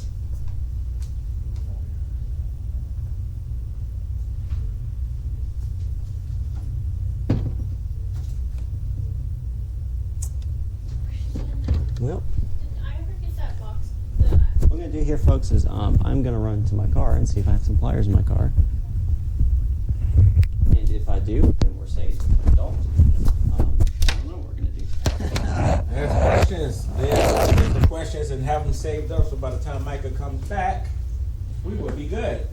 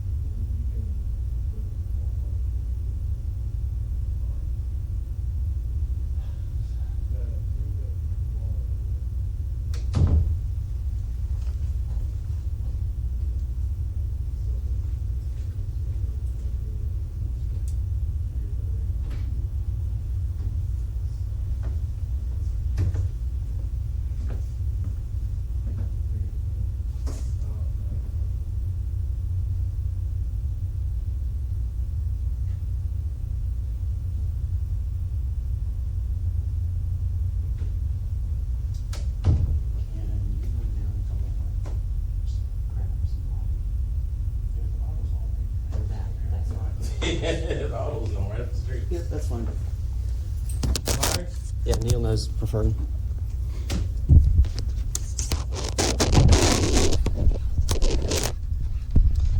All right, folks.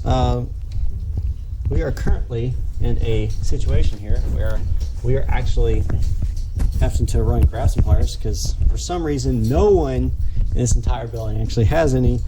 So You have Micah gaming questions to talk about. Brandon's running to grab some. What are the numbers for quote aforementioned in 2017? See what? The second.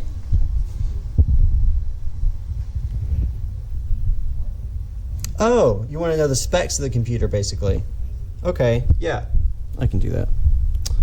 So you guys can see what. Do you want me to switch it to camera one so it's you talking? Yeah, sure. So to answer the question that was asked, basically it was just what kind of numbers we're running here. We were running 32 gigs of RAM, which is also known as memory. We're going to run just a 250 gigabyte SSD, solid state drive, which we'll get to, and I'll show you and tell you what that means as well. The motherboard that we're running is a 270X. It's a gaming motherboard, and I like to make this point. Gaming just means high performance in the computer industry, basically. It's just a high performance part, and people say gaming computer, like this could be considered a gaming computer, but it's not being used for gaming, so it's just a high performance computer. The CPU runs at 4.2 megahertz. Basically, that's just the frequency of which it operates. The higher the frequency, usually the better. We also want to worry about the cache of the actual CPU, which is 8 megabytes, and that is the i7 7700K, which stands for Kaby Lake, which is the newest one. This mic is getting on my nerves here. 1 second.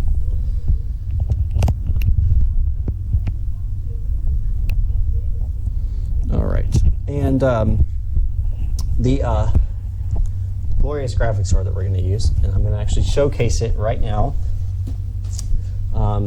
Corsair took an MSI graphics card and put a water cooler on it, and that's what we're using, water cooled, so we can even overclock this bad boy. And it has 8 gigabytes of graphic DDR5X memory. 8's a lot. It's going to do what we need to do. Can do DirectX 12, etc., etc. This is the 1080. This is the GFX NVIDIA 1080, which is the latest and greatest from the NVIDIA graphics card company.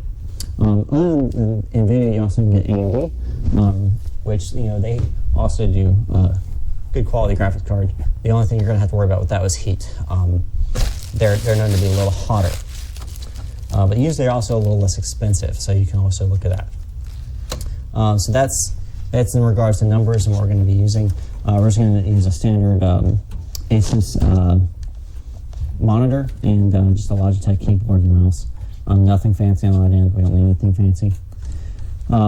So yeah, if you have any questions, you can put them in the chat, or you can send a direct message to Liz Willis, which is on Twitter @_Liz Willis. If you do want to follow me, I don't usually put a lot of stuff on there, but I can start if you don't want me to. I don't really do much Twitter. Sell yourself. Yeah, I know, right? So follow me, because I don't really do much. It's Micah_Messer. That's MICAH_MESSER. I know the guy in Advanced Auto Parts. Let me use them real quick. Oh, well, there we go. We got Advanced Auto Parts. Shout out to you for letting us use these for free. Yeah, let me get this right here. That's really nice. That He was. knows me. I go there a lot, so he knows me. Come on.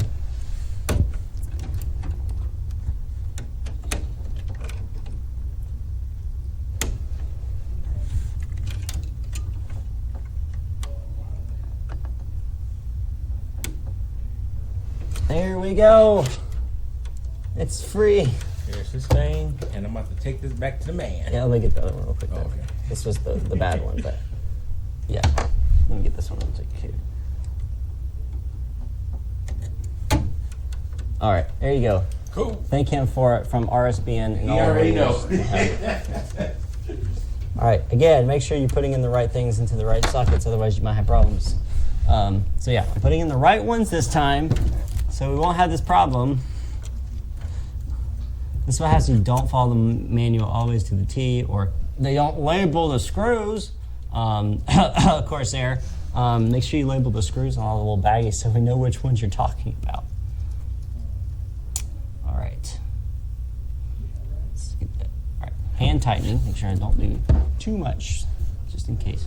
Just in case I don't want to have to rebar the pliers or something. That would be unfortunate. Any more questions for me, Liz? I'm reading, I'm interpreting. Someone said graphics card Corsair water cooler 8 GB. That's what you're using? Yeah, the graphics card itself is built by MSI through, well, it's built by NVIDIA. MSI is the producer of it. NVIDIA is the company that creates the graphics card. You know, it can get confusing. There's a lot of different, you know, this, and this. But yeah, it's Corsair took an MSI motherboard, not motherboard, graphics card, and put their water cooler onto it with a specialized bracket that I could not find. Otherwise, I would have done it myself. But I could not find it just a standalone, just the bracket. So I had to buy the whole package from Corsair. So yeah, it's a NVIDIA 1080 built by MSI with Corsair water cooler bracket, adapter bracket, and water cooler attached to it, which we'll get to, and we'll open that up for you guys. It's by far the most exciting part of this build will be that part. Yeah. Hopefully that answers your question. Who is that, by the way? Who asked that? Music World was just typing it up for the viewers. Okay. Everything you said so they could scroll and see it. Gotcha. Cool deal. Thanks, Music World. Thanks for that. Teamwork makes the dream work. All right, make sure that's good. All right, now the water cooler is in place for the CPU. That was a lot longer than I expected it to be. That's okay. I'm gonna go ahead and Someone said they're proud of us for building ourselves. Shows that we're saving money. Well, yeah, you do save money.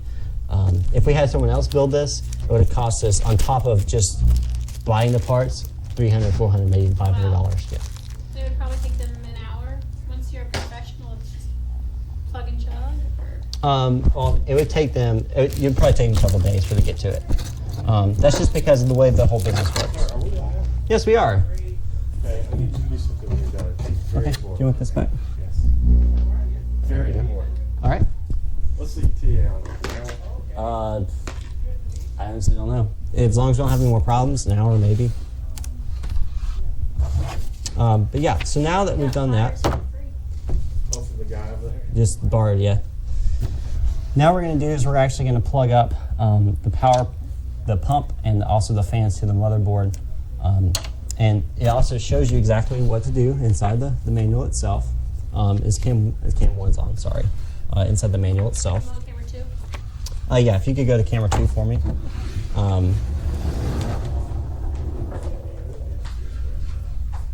And I will show you.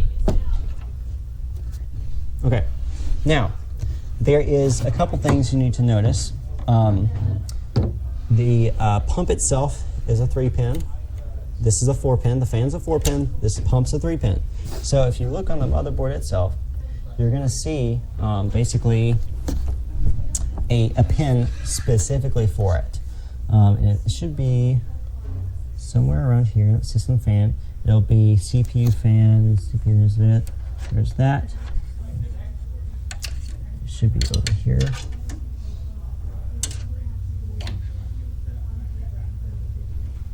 All right, and put that.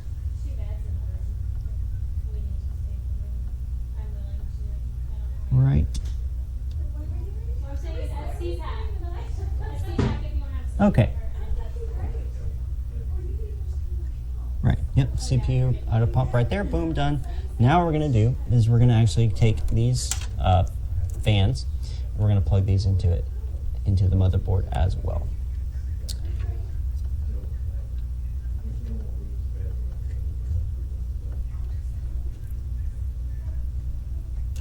All right. And this.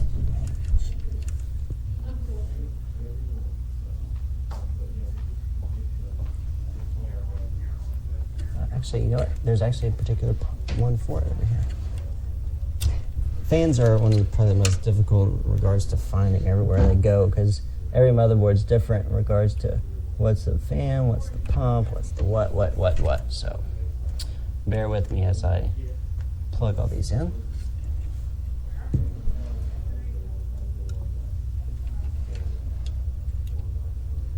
And boom, there we go. So now that we have those connected. Hopefully it's connected properly. We'll find out when we turn it on.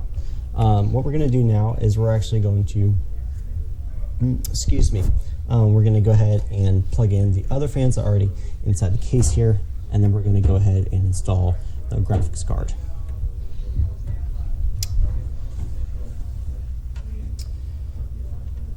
And all you do is plug the fans in. Again, is you find the system fan pins on here and you plug them in. Every motherboard's different, so I'm not going to say, here's where they are or whatever. Somebody called you a smart dude. A smart dude. You appear to be fooling them. Yes, I'm doing my job. They think I'm smart. Oh, what they do not know. Well, I appreciate it, whoever you are. I don't know your name, but thank you. It's Thomas Schroeder. Thomas. Thank you, Thomas. Thank you for calling me a smart dude. All right, so now I'm going to see. Check your schematics. Yeah. So the motherboard itself will tell you how many actually pins there are. If I can find where's the? Yep. So inside the motherboard, motherboard, what do you want to call it? The manual, the motherboard manual. Jeez, my brain. I've been going at this a long time. It shows you a schematic and shows you where all the stuff is. That's basically what it is. It shows you, CPU fan, system fan, 1, 2, system OPT, system 3 pump. So it gives you, where you plug different things into your motherboard itself. So yes, whoever you are, I don't know who said that, but yes, it is correct. Okay. Now, 1 second here. Let me make sure. I don't like my legs showing. Yep. Okay. Yep. So I actually had it right the first time. Funny enough. And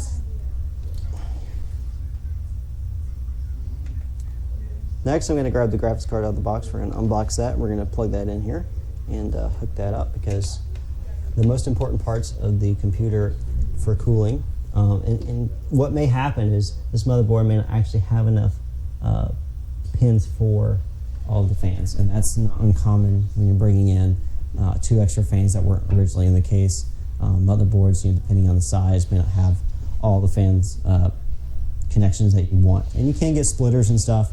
We don't have any with us, but that's something we can always buy later if we wanted. Make sure every single fan was running, which in this case probably won't even be necessary, because our main 2 hottest parts are actually going to be cooled with water through the radiator, so we'll probably be okay anyway.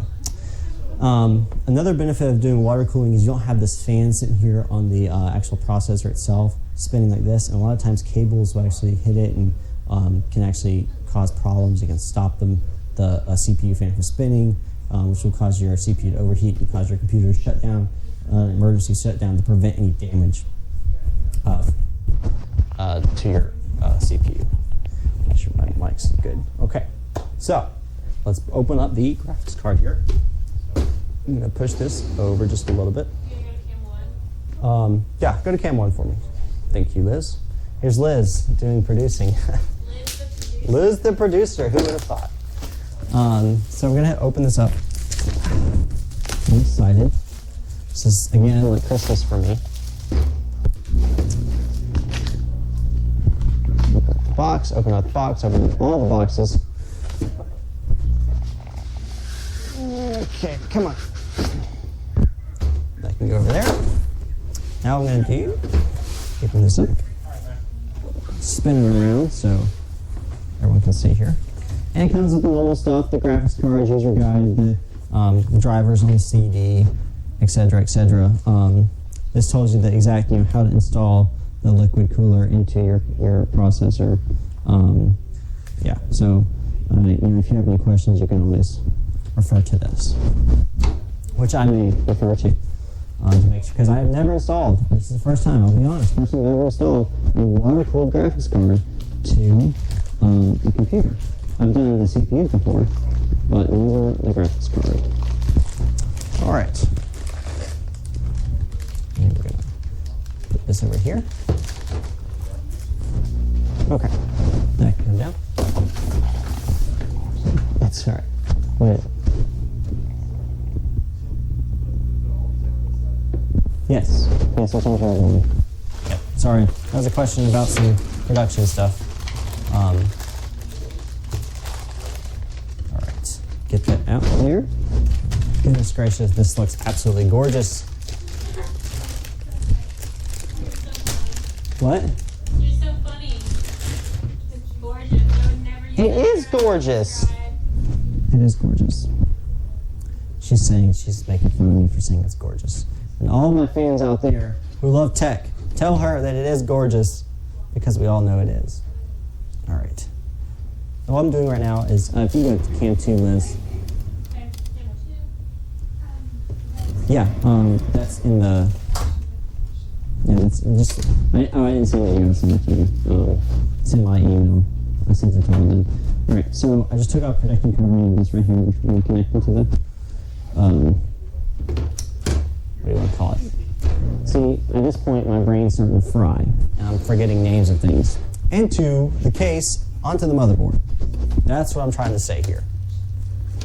So I'm going to do that. And to do that, you'll see this is what's going to be on the outside of the computer.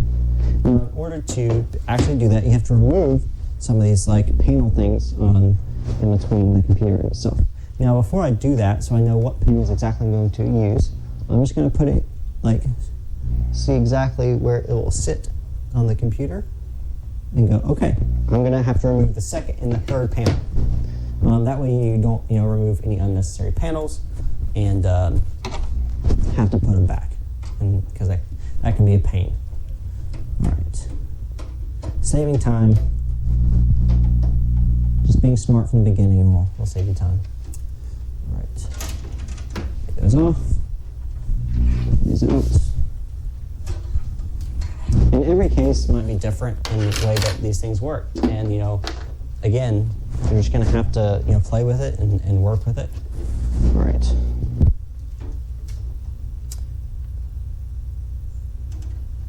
And all I'm doing is I'm putting this into the slot, very similar to how you would put RAM into a computer. It's almost the same way in regards to how it fits into a slot into the actual motherboard. So all I'm doing is I'm just making sure it fits, pushing down, make sure it's nice and secure, and there's a locking mechanism just like on the RAM that will come up and lock in place, and just making sure that it's secure. Now, what you want to do, do not forget, and I'll say this again, do not forget to re-secure these screws with the graphics card in place. Because what that'll do is prevent your graphics card from bouncing around, moving around, and possibly breaking your PCI Express input, which is what this goes into.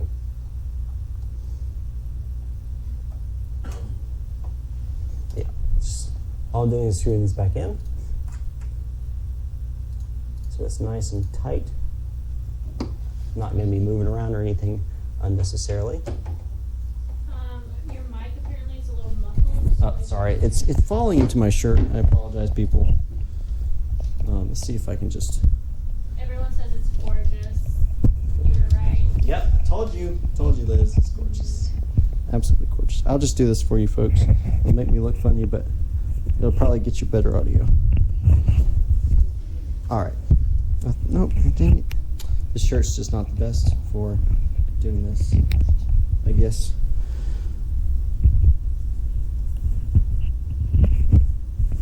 All right, I think that's good. Now, all I'm going to do is hook this, just like I hooked the radiator on this side, I'm going to hook on this back piece right here. And all you're going to do that is just place it in here. Just make sure it'll fit. Oop, I need to go the other direction.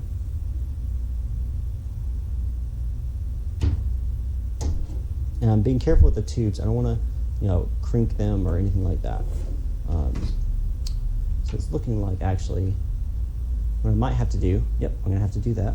I'm going to put this over to the side. What I'm going to do is, because of the spacing of this, I'm actually going to slide just a little bit that way. And it gives you that option because it understands you're going to be doing, particular things. So all I'm going to do is just loosen these screws up I did on this side. And there's slots. It's not just holes on this side for the screws. And all I'm going to do is just slide this further this direction so that I have some more room.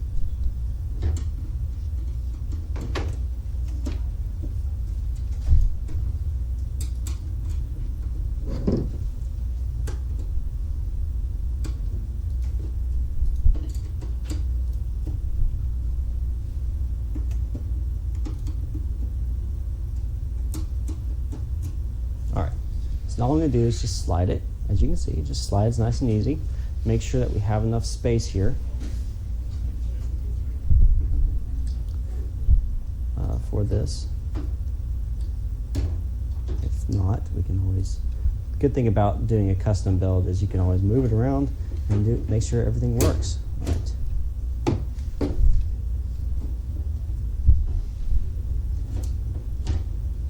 I feel like there's something keeping this. Oh, okay. Hold on 1 second. That's what that was. I have to grab this cord, you can see, untwist this tie here. Get it out of the way. Right. What I'm actually going to do, just because I'm very stickler on how everything looks inside of here and how everything fits. So what I'm actually going to do here is move this further to the front. That's just because I want the pipes to have a nice loop. I don't want it to be crinked up or anything like that. That'll help with just make sure we don't have any issues with the water cooler. But this is the natural process of building a computer. If you've never built a computer before, especially when you're building a new type. I mean, if I built, for example, this computer again, I would make sure that I correct any little mistakes that I'm making or whatever. And that's just the natural process of doing anything in repetition. It makes things easier if you build several of the same. So hopefully, eventually, we'll actually get a second one of these computers into our studio here, and we'll actually build another one. And I might actually video that as well, just so you can see me build it in without talking about everything, just show you from start to finish how long it takes me to build something if I just focus and get it done. Can we move this to the side? Yeah, you can move to the side. Just watch. So they can see. Just turn it. Again, all I'm doing is I'm removing the radiator over here so that I can place it further towards the front of the computer, so that the graphics card radiator will sit without having any kinks in the lines. They say this is the system that will hack the DNC in 2020. No, this will not hack anybody. I'm not a hacker. It does not mean I don't know how to do some nefarious stuff, but no, I'm not a hacker. I'm not going to be hacking anybody, even the DNC.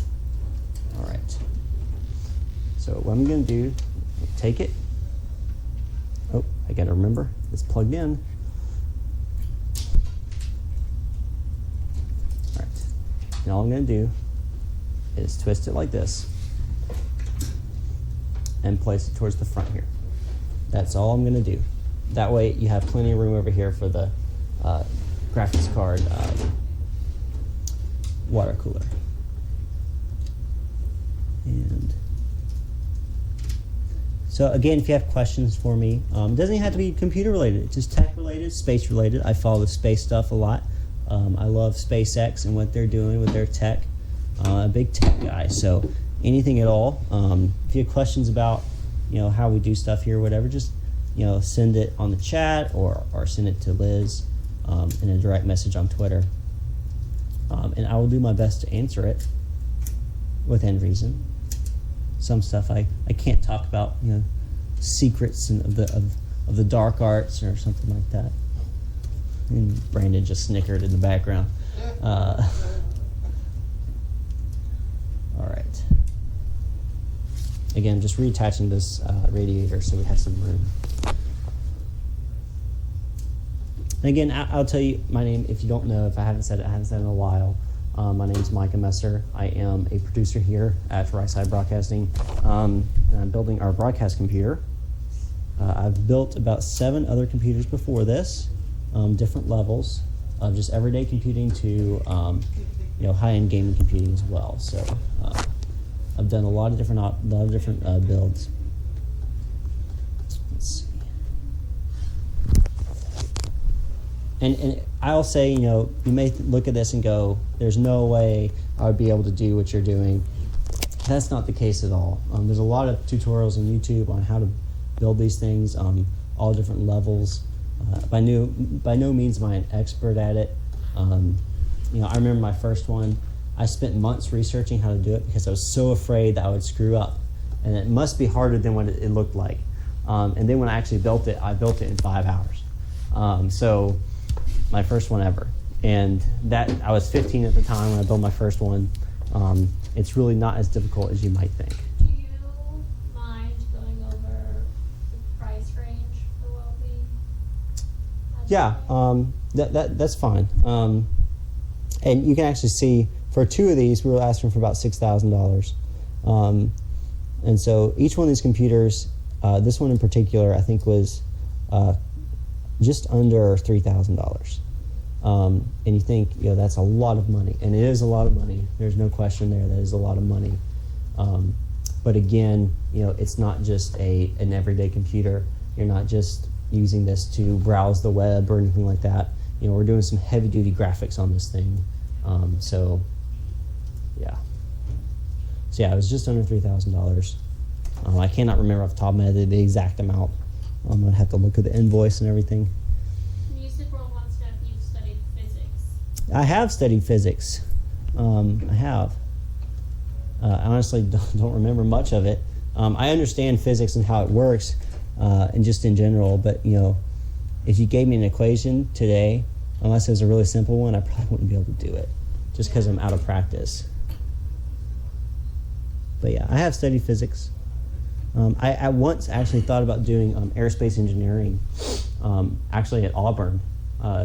Funny enough, because here I am in Auburn, Alabama, because they have a really good aerospace engineering department. They have a good engineering department. The school I went to, South Alabama, actually didn't have an engineering department. They had an engineering department. They didn't have aerospace engineering, which kind of sad to me because I considered actually switching after my first year to aerospace engineering. But Is this computer? They're either talking about $10,000 or 10K resolution. Would either of those make sense? okay, it's not $10,000. I'll tell you that. This computer's not $10,000. If it was $10,000, I would be foaming at the mouth of how awesome it is to build this. It's not $10,000. However, these are the ones. Yeah. Is it? I believe these are the right screws. No, it's not $10,000. But it was. I think it was. Again, it was right under 3,000. But could it do 10K resolution? I don't even think 10K is a thing. I know you have 4K is the thing right now. 4K is a thing. Actually, 8K is a thing too. So is 6K. But they usually go up by 2,000. So I guess 10K is on the way. Could it do it? I'm sure it could do it.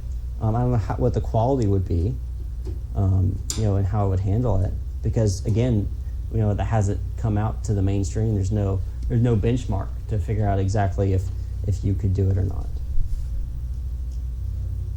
If that answers your question. If not, well, ask it a little more clearly, and I'll try to do my best to answer it. With a computer like this, can it stay on 24/7?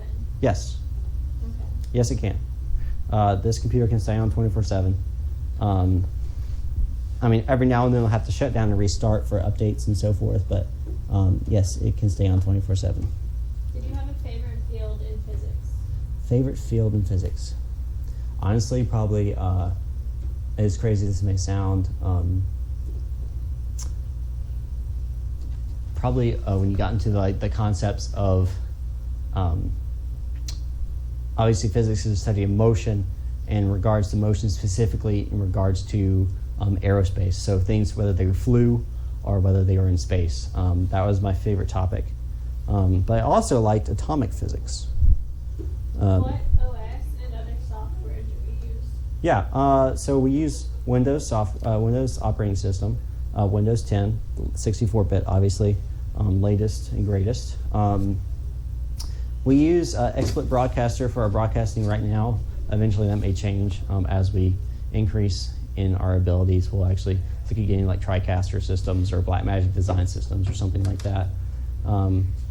That's basically what we use mostly. Obviously I use Premiere Pro, After Effects, Photoshop, all those Adobe programs for creating the graphics and doing a lot of different things.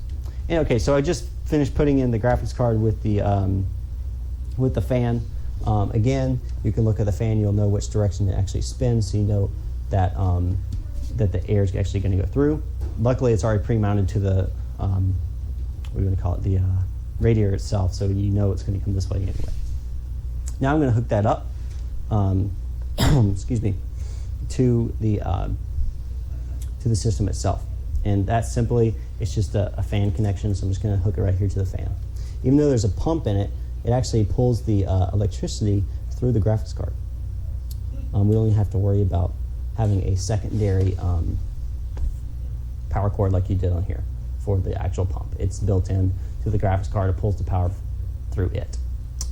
All right, so now that that's done, we're going to go ahead and attach all of the accessory things right here to the motherboard. Now, this is a lot. It's a lot of random stuff, but it all has a purpose. It all has to do with, if I can show them, or if you can make it tilted down or something. Yeah.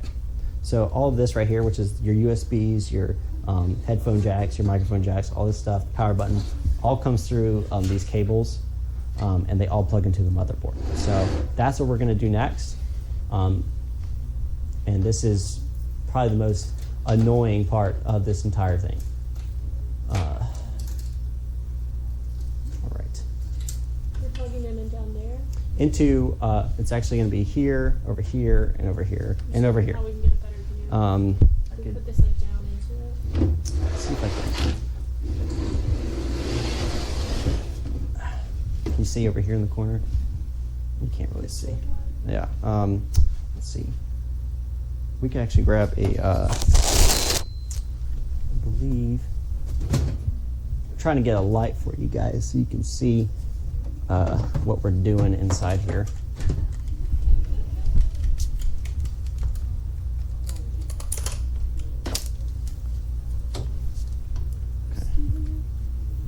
Okay. All right, now I need now I need like an extender. If you could, Liz, look for a Yeah, an extension cord. extension cord. All right. Apologies, I'm getting a phone call. It just says United States. Nope, not answering you. Okay. It's all put together? Hey, Steve. No, it's not put together yet. It's getting there. I need an extension cord, but It's Do you good have an progress. extension cord? Do I have one on me? not on you. Yeah, you just carry around an extension cord, right? I mean, Gotta go everyone Walmart, does that. grab one. All right, so now all I'm going to do is now I'm just going to plug in Oh, you these. guys were recording right now. Yeah, we're live. I'm sorry, Ron, did you up? My bad. I'm just going to plug these in to the appropriate plugs, and you can look at your manual to see exactly what plugs go where. So you plug it into the correct place. So all I'm going to do is over here, this is a USB 3 connection, which is the newest connection that we use. Actually, I think it's 3.1, we have USB-C, so forth, but this is this connection. So all we're going to do is plug it into USB 3.0 in slot 1, which is just right here. Again, every motherboard is different. And you'll notice pretty much building the computers is really just plug and play. That's really all building computers are. Once you get to a certain point, you're just plugging in a bunch of stuff. So again, everything's labeled. So for example, this is USB. So all you're going to do is you're going to look over here, find your USB connection, and you're going to plug it in. And the good thing is a lot of these plugs won't allow any other plugs to plug into them because they're specifically designed a certain way. The only one I see is connect fully armed wireless. Yeah, we don't want to unplug that. Check in the studio. There may be one in there.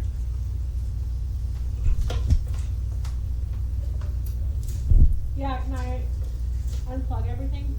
No, not the cameras. We're not looking for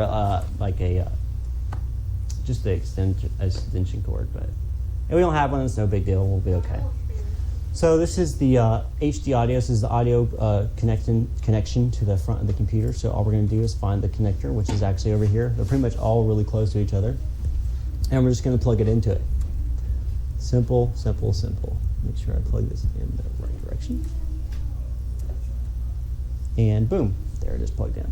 Again, if you want to ask questions, you can type them in chat, or you can send a direct message to Liz Willis at _Liz Willis on Twitter. Have you ever seen a UFO? Have I ever seen a UFO?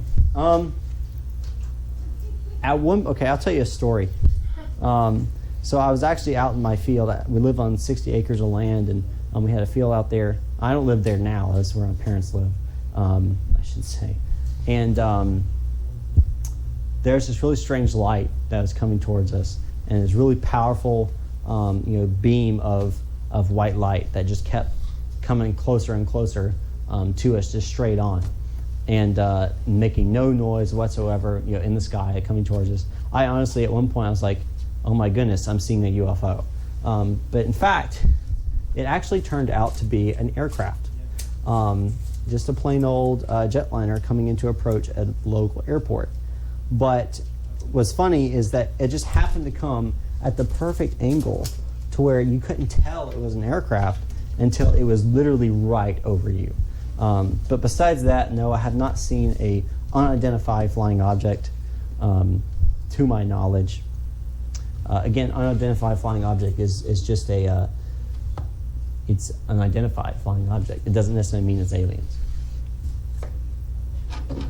I'm going to grab my manual right here to make sure I plug in these little plugs correctly. I have a question that I don't want to ask, but it's only fair. Roll Tide or War Eagle? Roll Tide or War Eagle. How about Go Jags? I graduated from South Alabama, so I'll stick with that. That's not what you've been saying. So my family is a Roll Tide family. There's no question there. I don't really watch sports really much anyway. I'm more of a soccer kind of guy rather than a American football kind of guy. That's not to say, I wouldn't want a certain team to win the national championship, which would probably, if I could choose, would be Alabama. But it really doesn't bother me. I'm not heartbroken over anything that occurs. All right. Do you think humans will be able to travel to Mars? Yes. No question. I think humans will be able to travel to Mars. We will conquer that ability. Now, whether or not we'll colonize that, that remains to be seen. I'm trying to make sure I put in the right connector. Usually they come with these little connector things that you plug in and just a one plug thing, but I do not see that, which kind of surprises me. But that is okay, I guess. Not necessary. Yeah, all right. We're just going to do it manually, which is unfortunate, but whatever. Any other questions from you guys? Do we have shows going on tonight? Yes. Yes, we do. Which ones? I'm setting up now. Okay. So, yeah, we have shows coming on soon. Nick Fuentes is coming on at 7 Eastern. Then we have, I believe it's Wayne Dupree at 9 Eastern. Let's see, today is Wednesday, right? Mm-hmm. So then Mike Cernovich at 10 Eastern. Definitely tune into those. You can always come back and watch this. This will be up, later. But if you want to watch me What's going instead, on, brother? then that's no big deal. Let's go. All right, so I'm gonna get in here and try to plug this in. Getting everything set up for you. All right, and let's see here.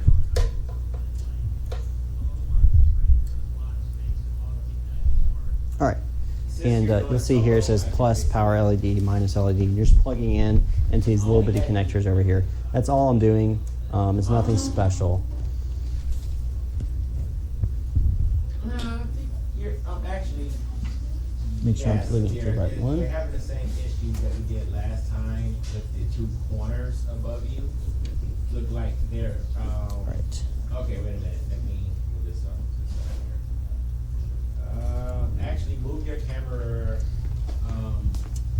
This. further away from you just a little. I do apologize. I'm silent. I'm The trying main to focus board here. was Right there. on a couple. I'm about to try to move. I'm about to try to screen cap you to where I can get you properly here. The main board was made by LG. The main board for the motherboard. Is that what they're asking? It just says you said the main board was made by LG? Question mark. No, it was not made by LG. It was made by Gigabyte. Yep.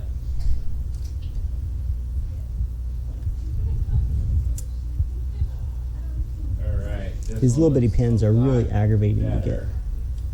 I will tell you that. This one. Micah, will you, on the YouTube video when this is done, make a list of Yes. the products? Yes, I will. Thank you. Yes, I will. You should have a good show tonight, man. Not a problem, folks. Not a So you should problem. have a good show tonight. They said I can Nice. hear Brandon. Yeah, Brandon's talking to Nick Fuentes right now. He's setting up the show, so I hear you. we brother. apologize for that. All right, man. Let me go ahead and get you set up here. Gosh, this is really being difficult. I apologize. These little switches are literally some of the most annoying things to put in. I wish I could show you exactly what I'm doing, but it's over here in this dark corner and you can't really see. All right, that one's done. That was one, guys. That was one. It took me that long just to plug one in.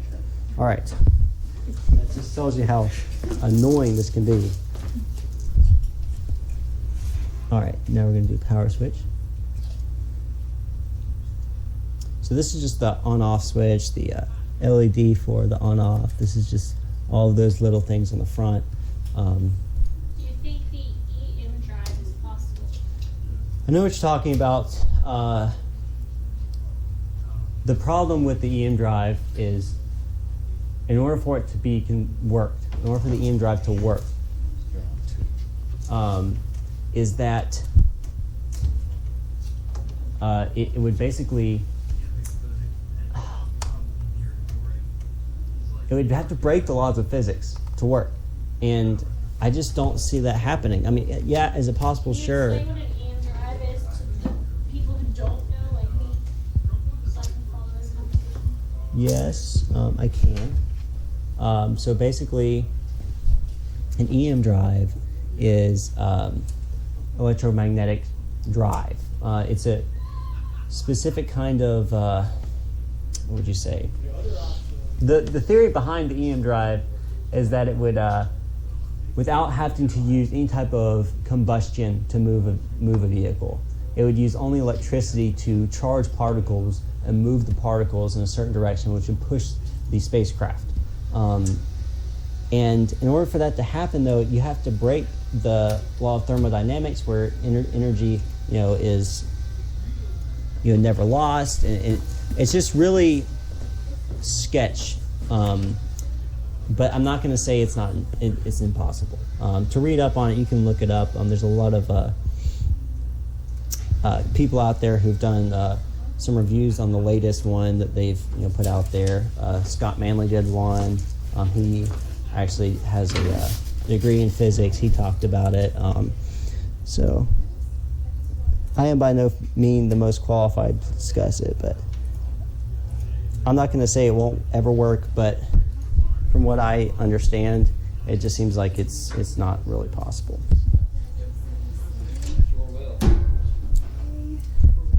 Are we still doing this? All right, we're going on cam 3. Hey, Margaret. Hey. How are you? Good to meet you. See How you you. doing? Well, Good to meet have a good you. trip. Yes. Did you watch the video? Yeah. All right, Yeah. almost done here, folks.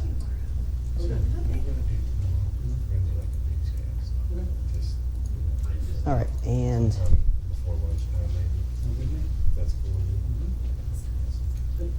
Great. this in here. Do you use a telephone check? All right, Good. Very good. Very good. That way you don't know what's going to happen. Comes out. That's awesome. Even better. So I guess you'll be here tomorrow. Yes. Great. all right. So now what I'm going to do is I'm going to take this right here and plug it into Enjoy your the stay. SATA connector. Welcome. Nice to meet Um, you. See you, Joe. Joe's out of the office, which means we can party. Woo. All right. Actually, don't think any of these are necessary, so I'm just going to take these right here.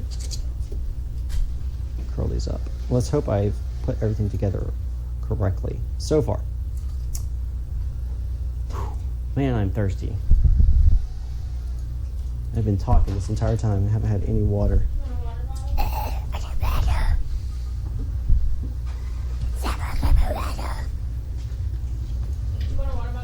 Please, yes, if you don't mind. All right. Now I'm going to do is I'm going to take the power supply cables.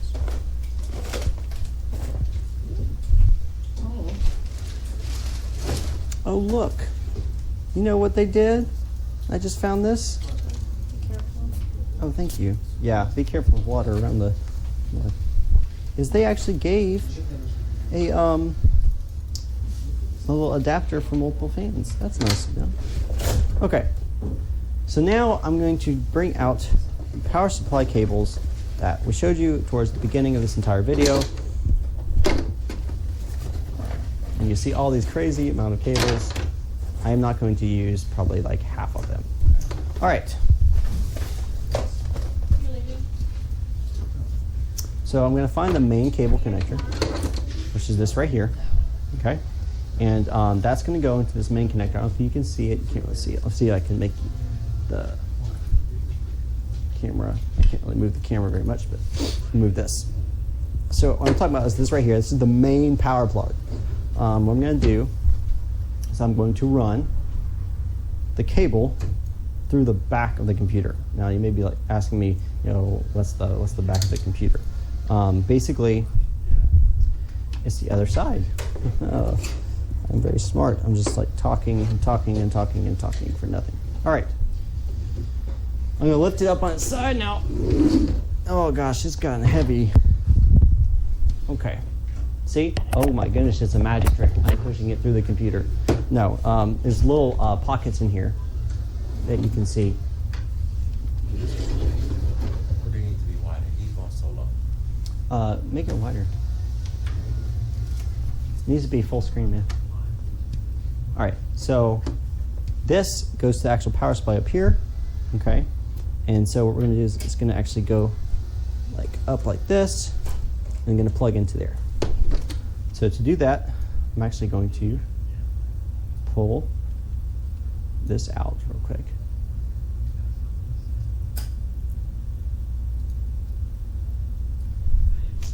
One second here, folks, as I get this so I can show you exactly what I'm doing. Oh shoot.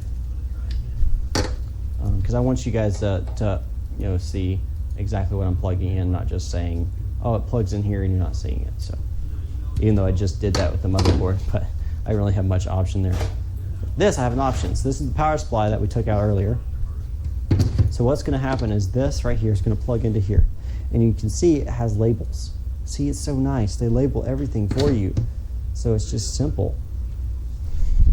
So all we're going to do is plug it into the appropriate slots here.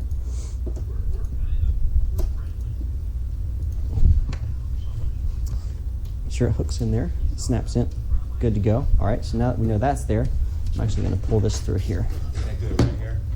Yeah. Everything looks good? Yep. I got them all through. Yeah, that's fine. All right.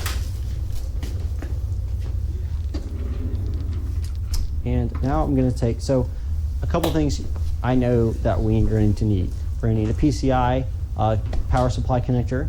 We're also going to need a SATA power supply connector for the hard drive, which we get to put in here. Camera 2 is fine because I'm about to show some stuff. And then we're also going to need one that goes into the motherboard, the second one. So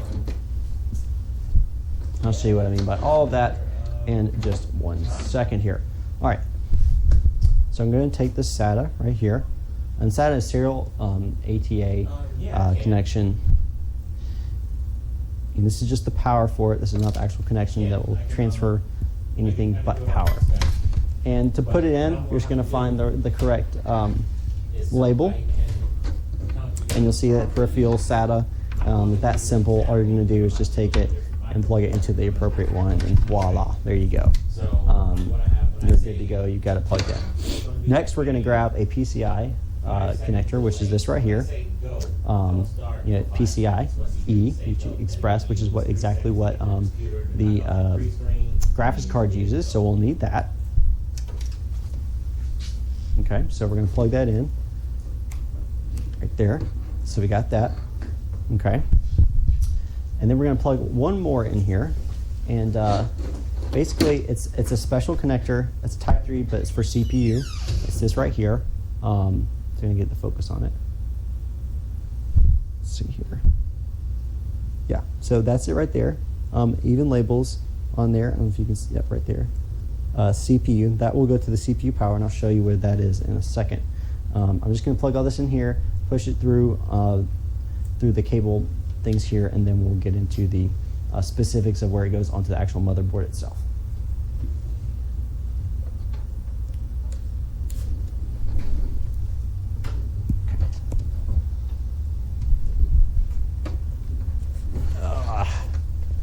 Any more questions, Liz, for me?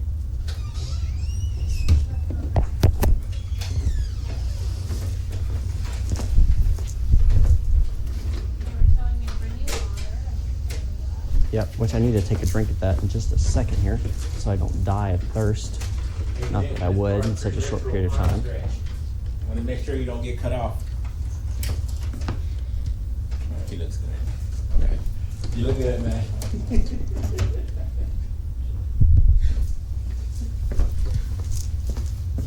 And I'm just putting the power supply back in real fast.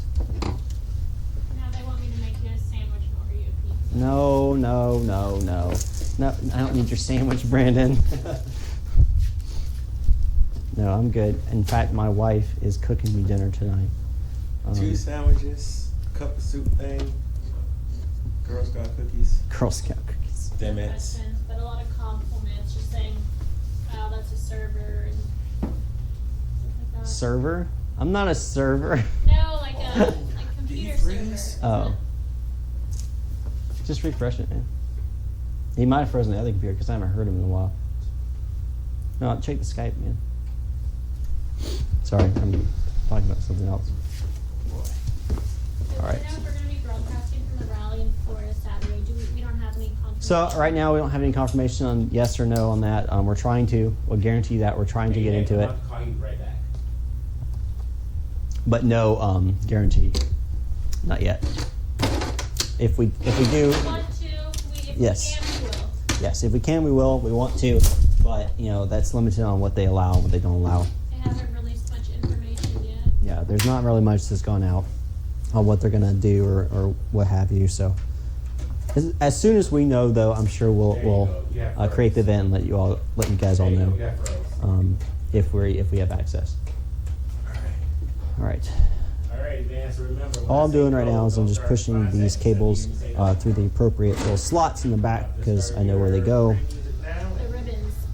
Yes, they're actually called power ribbons. Liz bringing the knowledge in. I can't take credit in the chat. Oh, Music World. Music World. Again. At it again. But you didn't know what Pong was. Neither did, yeah, me and Music, no. The Music World is very smart. All right.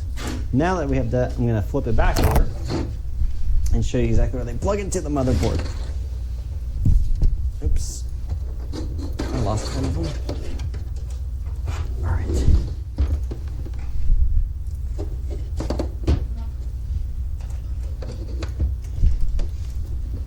All right. Let's see here. Okay. Now, we're getting really close, guys.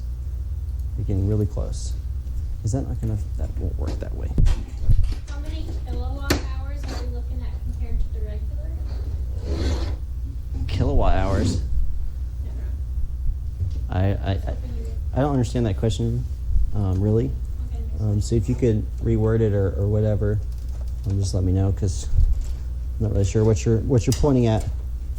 How much power it's going to take? Like over an hour? How many kilowatts? I don't know. I just asked. I don't know exactly. Probably a lot. Well, not a kilo. No. I don't know. If that's what you're asking. I don't know if that's what you're asking.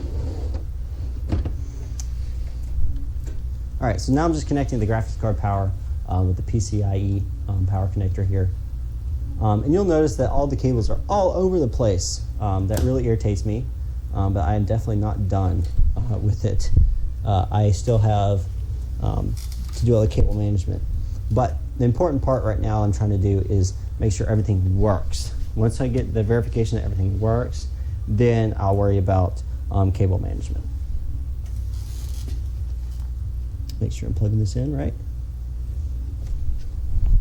Again, if you want to ask questions, you can either direct message Liz at _Liz Willis at twitter.com, or you can drop a chat message in the chat.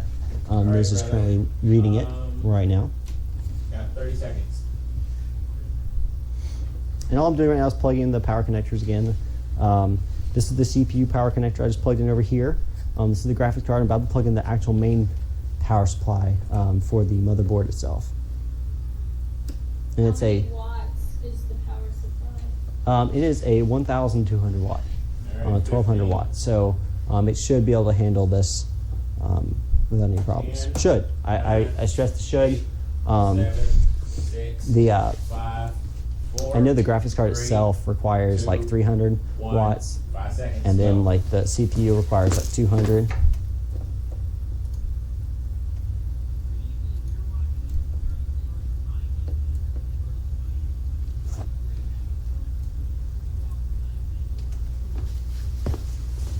I'm trying to plug this guys in. Hold on. This can be a difficult thing to do because it all has to be exactly perfect to fit in properly.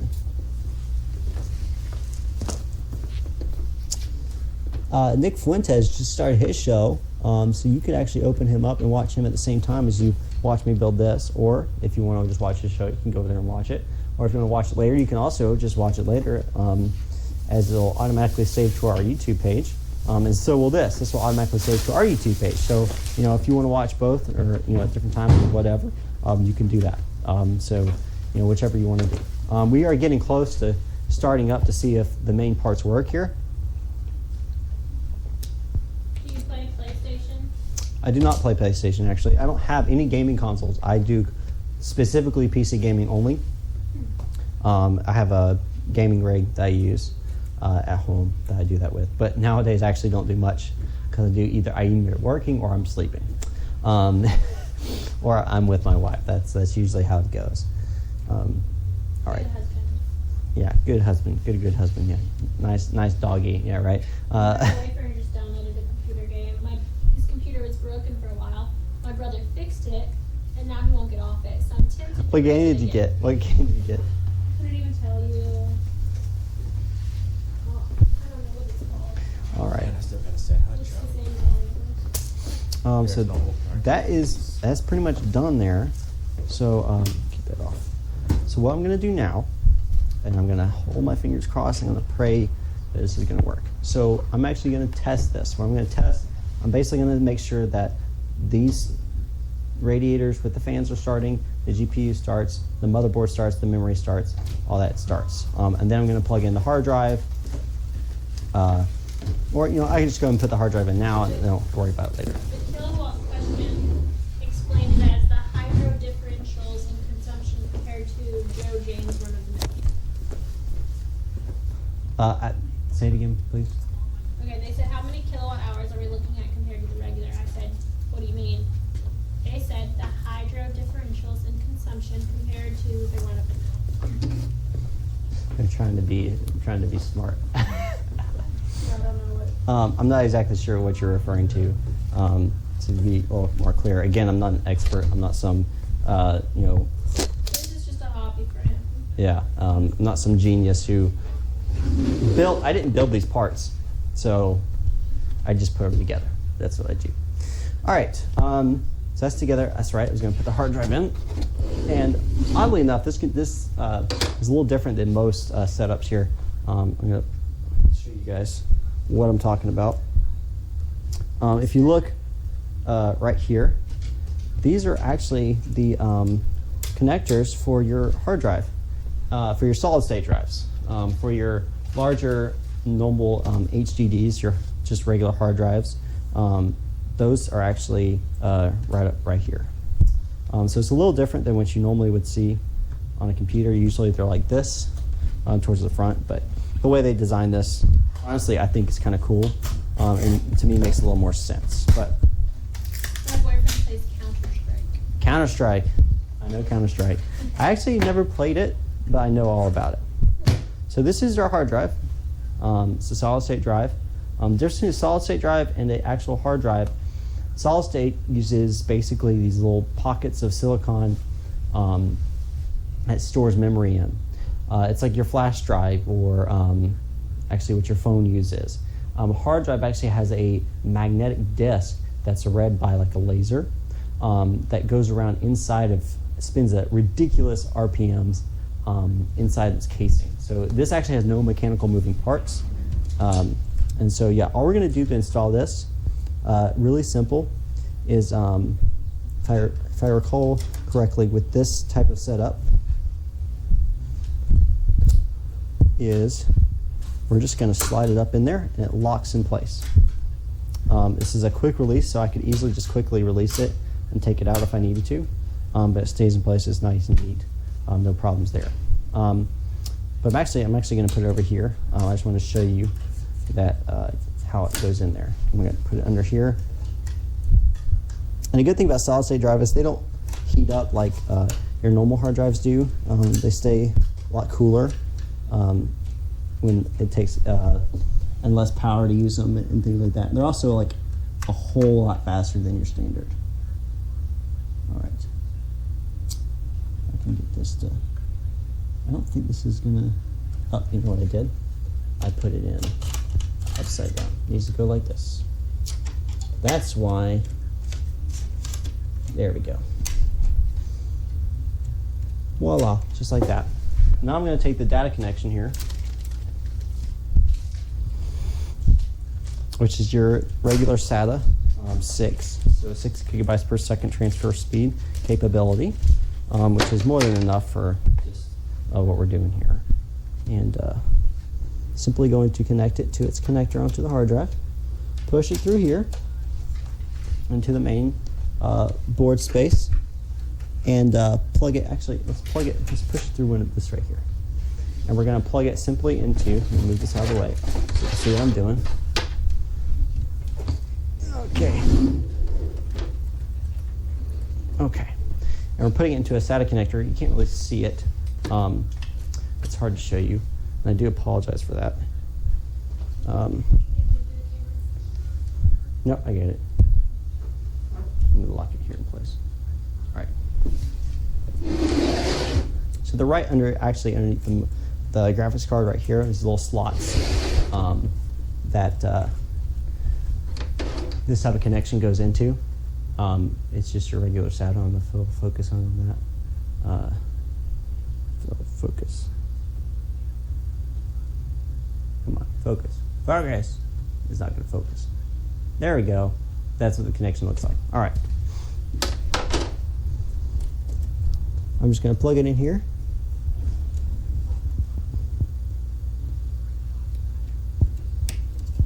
Voila.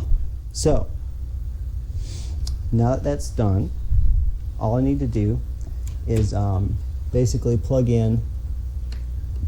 Sorry, let me get this. I want to put it in a different one.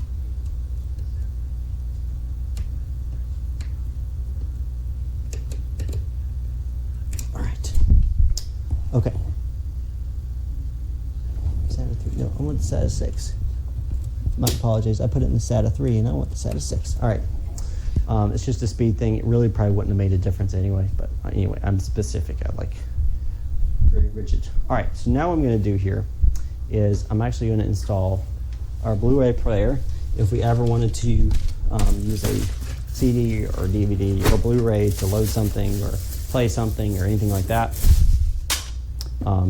It's just simple. It's just a simple DVD player. It's nothing special, nothing crazy. All right. And you'll see the way they have theirs designed is it has this little. Let's see if I can get it to show. This little barn door looking thing.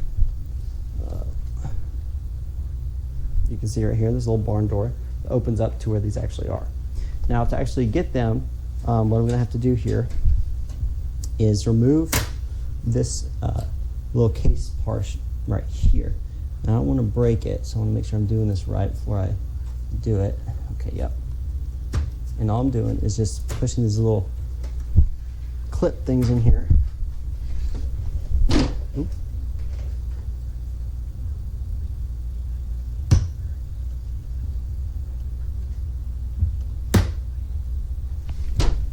Come on. All right. Whew, there we go. And all I'm going to do is, on this case right here, you see these things, I'm going to pop these out. Okay? What that'll do is allow you to put the DVD in there. And then in the front here, remove this tape here. This is also another nice little tool here. It's like a little mesh thing that it keeps dust. And I'll tell you this, if you own a computer, which you probably do, and it's a desktop, what I want you to do tonight or tomorrow is go to it and clean it out. Use compressed air, alcohol wipes on non-electrical surfaces, and clean out all the dust. Several reasons. It can improve heat efficiency and also prevent a fire. Okay? A lot of times people don't do that, but you should. Okay? That's my assignment for you guys that are watching. Someone said if you're also using it for capturing the streams, why not put a dual SSD system in? You could put a dual SSD system in. There's no question there. But for what we're doing with it, it's not actually capturing the streams. We're using a dual computer setup, so one actually computer will pull the stream. This will just be the one sending out the stream. Because the pulling is actually really easy. It's the sending out that's difficult. So that's fine. Yeah. All right, and now we're going to take it, place it in the appropriate slot, and if I can get it to slide in there. All right, now it's nice and secure. Now I have to go behind this where all these crazy wires are and hook up its power and its SATA connection. So show you what that looks like on the back. You have your power and your SATA. So that's what I'm connecting. So what I can actually do is go ahead and, for example, plug in the SATA connector here, push it through to the back and into the main part of the case. You can see it.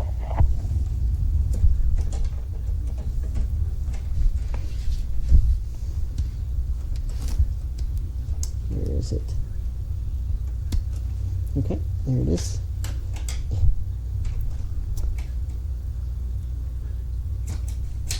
All right. Now I'm going to take another power connector for a SATA. Right here. I'm going to plug it into the power supply and plug it into the, oops, that's not the right one. There it is. Plug it into the power supply, then plug it into the Blu-ray player, Blu-ray drive.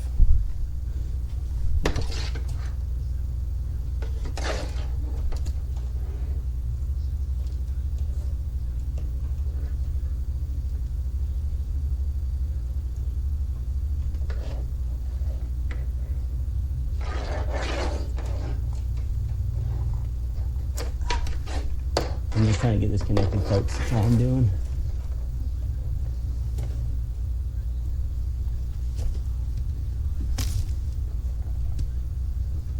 The smaller the hands you have when you're building, the easier things will be. That's the truth. All right. So now I'm going to tighten this up so we don't have these cables hanging all over the place. Any more questions for me, Liz? I want to say thank you to my God of True Stars for tuning in. They are on their way to the second job and have to leave the show, but they really enjoyed watching you. So it's really nice of them to use that time in between jobs to hang out with us. Yep, thank you. Appreciate that. Let's see if I can get this connected. All right. Now I'm just going to put this in here. and have the most lovely time here trying to push it. Oh, connect. All right. Someone said their boss looked at them like they were crazy when he suggested that they dust all the comps every couple months. No, that's not crazy. That's smart. That is smart.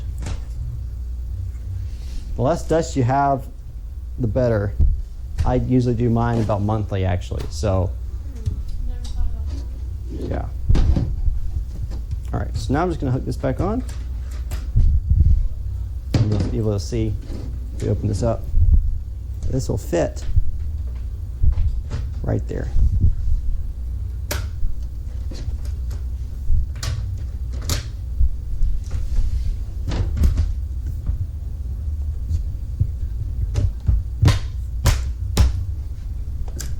See, it's fitting perfectly in there.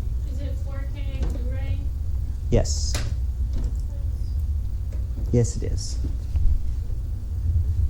It is 4K Blu-ray. I don't know if you can hear her in the background. You probably can't, so. I need to start saying what the questions are and then answer them because they probably don't even know what I'm talking about. And this is the process of wiggling it into place here. As you can see, it's just a wiggle. Let me get a- Oops. Is your email open? So I can It get probably the is. stuff so I can see. I can try to set Hutch up. It probably is. He's going to be what we normally use for our internal Cam 2, but What is Wayne on? And then what is Cernovich on? Because he comes on tonight. I know it's all in the email. This is being a real pain in the butt here.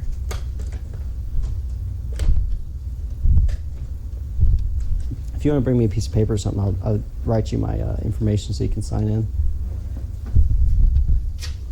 I ain't saying it online. No. That's for show. That's a no. Yeah. This is being. My brother said we need to learn about the liquid cool. He doesn't know about He liquid. said he's never messed with it before, and I'll need to teach him. We'll be like this. I'll stand here, guys, because you know the camera is here and it's pretty cool. You know, you got like you able to see stuff. Different camera. I think it's. You switched it. Oh, It's on 2 right now. yeah, it's on two. There you go. I'll just look. That'll get you in. And look in the sent items.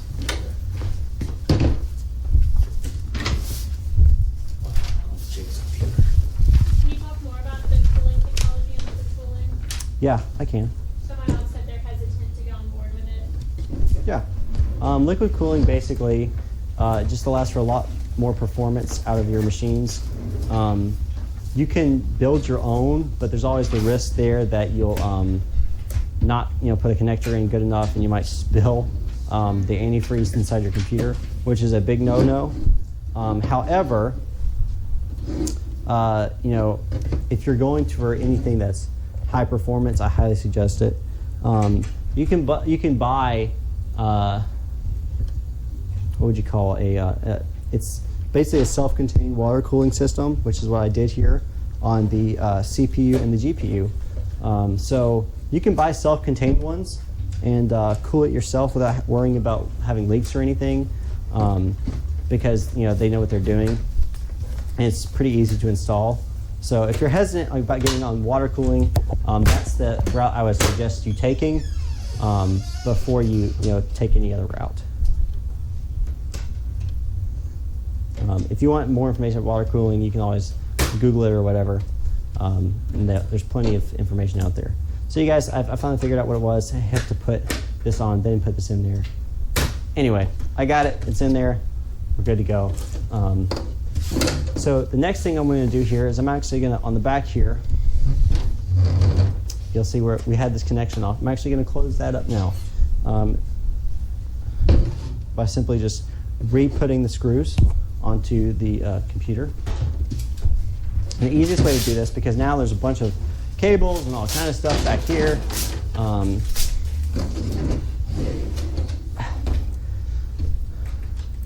Make sure it's all smooth and smushed down as much as possible, so that you don't have any issues with the back being able to be put back on. All right. I'm going to take this and it's this way. And all we're going to do here is place it on like that. Slide it in. Good to go. Grab the other screw over here. I do appreciate all you guys for tuning in, watching me do this. Yeah, we still have 70 people. That makes me feel good. That people want to watch this. Just reflect this. All the computers are pretty much used. Exception of Liz is over there. I'm just going to screw this in here. All right, cool. Once I can get this in all the way. Can I just sign out on my email real quick? I'm in mine right now. I think I signed you out My already. Thunderbird's closed there. Oh, here, I'll just. We can close it. All right. Once I get this together, what we're actually going to do is, drum roll please, we're actually going to start this machine and see if I did everything correctly. If I didn't do everything correctly, we will quickly find out. All right. That's screwed in. Good, good. Okay. Oh, gosh. That's this heavy thing. Okay. All right. Everything's good. Touch it. Okay. Hey, Liz. You do me a favor. Check in You're doing the stuff Um, tonight? Should that shows? Joe's office. There should be some extension cords Are you doing Mike's service too? around here somewhere. Yeah, I gotta set everything up. All right. Alrighty, man. Have a good evening. Hey, you too, bro. Maybe that's it. That's not what I wanted. That might do. Sorry, guys. We're looking for extension cords so we can start up right here in front of the camera. Here. Plug that into the power strip in there. And then bring that out as far as you can. All right. Now, before you start these things up, you want to make sure you have the power settings set to the correct thing. And to do that, what we're going to do is we're going to set the actual power supply to off. There's a switch on the back. It's just like a 0 and a 1. It's actually, it means O and I. And you want to have that in the O position.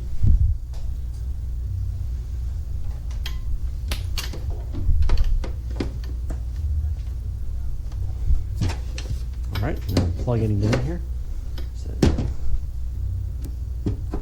Okay, now the moment of truth is not at hand. How's it going, man? And make sure everything's plugged in. It's going Power right switch. up. All right, I think we're good to go. Already good, man. We're gonna try to- Oh, okay. What? I was showing them fingers crossed. Yeah.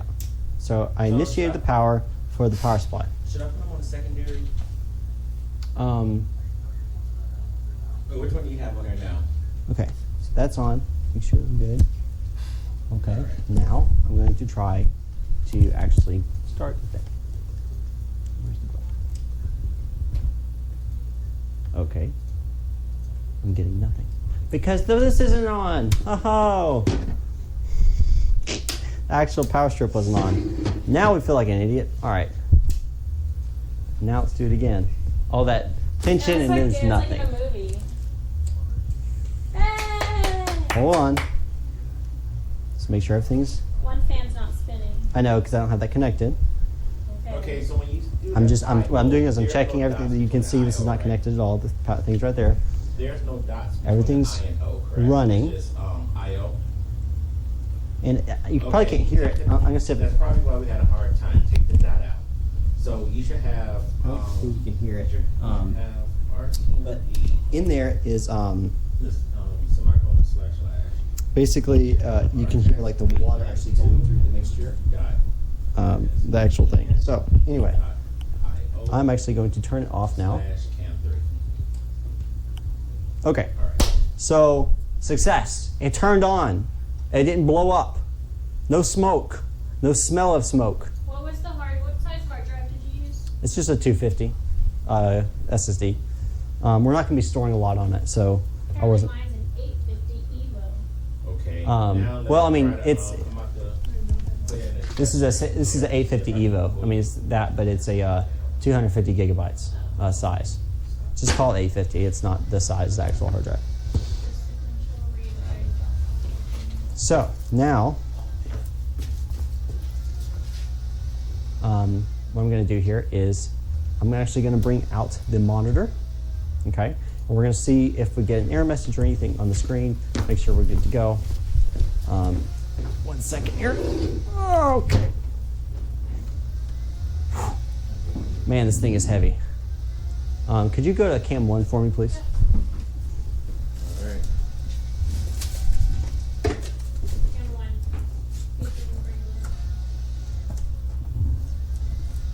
I am getting the monitor real quick. Okay.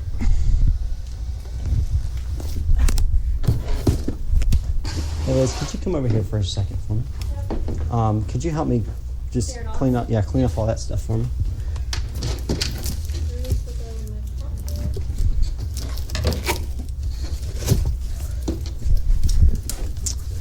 Okay.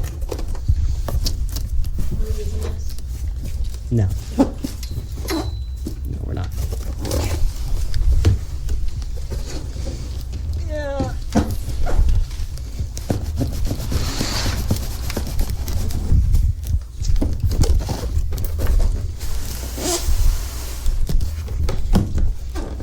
Come on.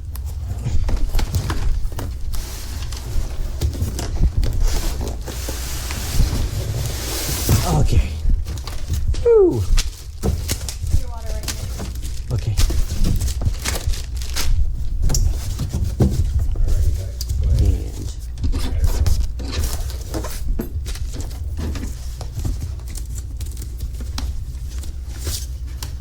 And there's that.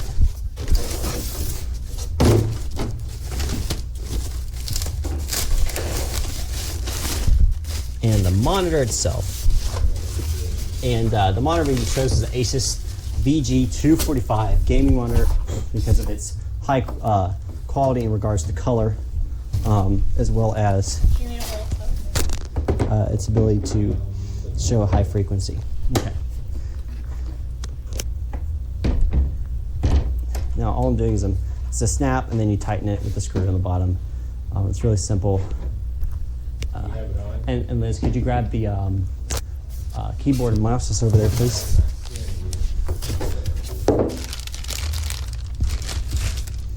Is everything okay, like in terms of like clearance, cap off, and all the other stuff is just rolling?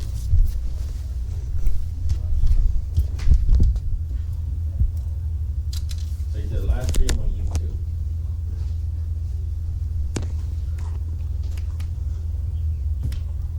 Yeah. So the one I got in is the rsdn2.rsdn.io/camp3. I'm about to stop it and try it again, make sure I got it in right. I know we're being silent right now, folks. We're just getting everything ready for the next test here, which is the visual test of the actual.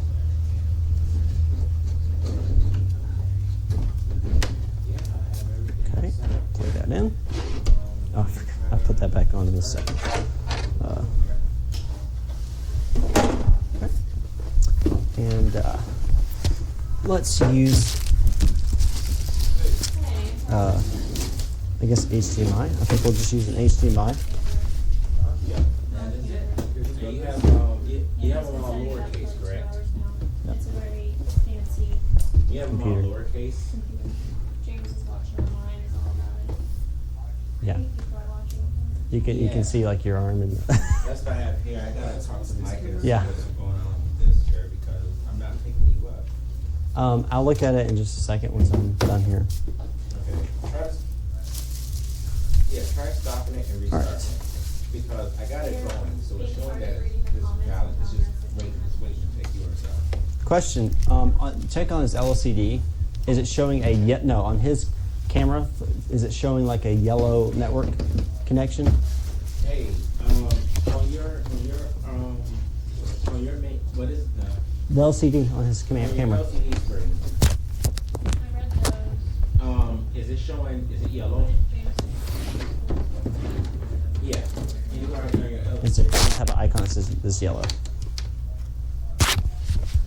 connection is white and live is red. Jacob said, I hope it can play RuneScape. My It- brothers used to do this. It can play RuneScape. Yeah. Any suggestions? I'll have to look at it just a second. Okay. All right, let's see if this works, folks.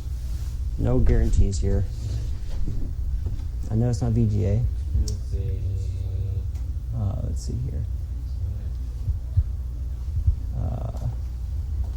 Menu, HDMI 1. All right. Yeah. All right. Yep. All right. We're good. We're good because it's not to say it's like there's nothing here. There's no operating system or anything like that. It's because we haven't installed it. Yay. All right. So pretty much, I mean that pretty much does how you build a computer. All we have left to do is install like the Windows operating system and get that running and set up, and then install our software. Which software, you know, we do that on a daily basis most days anyway. So that's pretty much all I have for you guys. If you have any questions, you can send them to me on Twitter, I guess, at Micah_Messer. Micah's getting into Um, the Twitter world. No, I hate it. MICAH_MESSER. You can send me questions there. I'll do my best to answer them in a timely fashion. I'll actually check it today.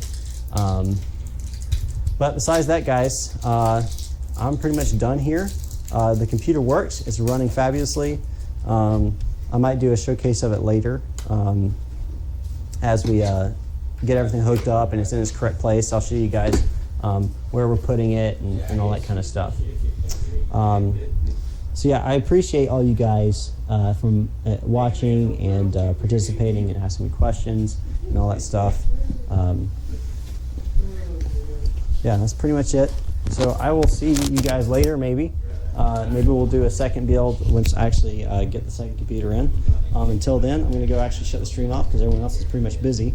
So I'm going to go shut the stream off. Thank you guys for watching, and see you next time.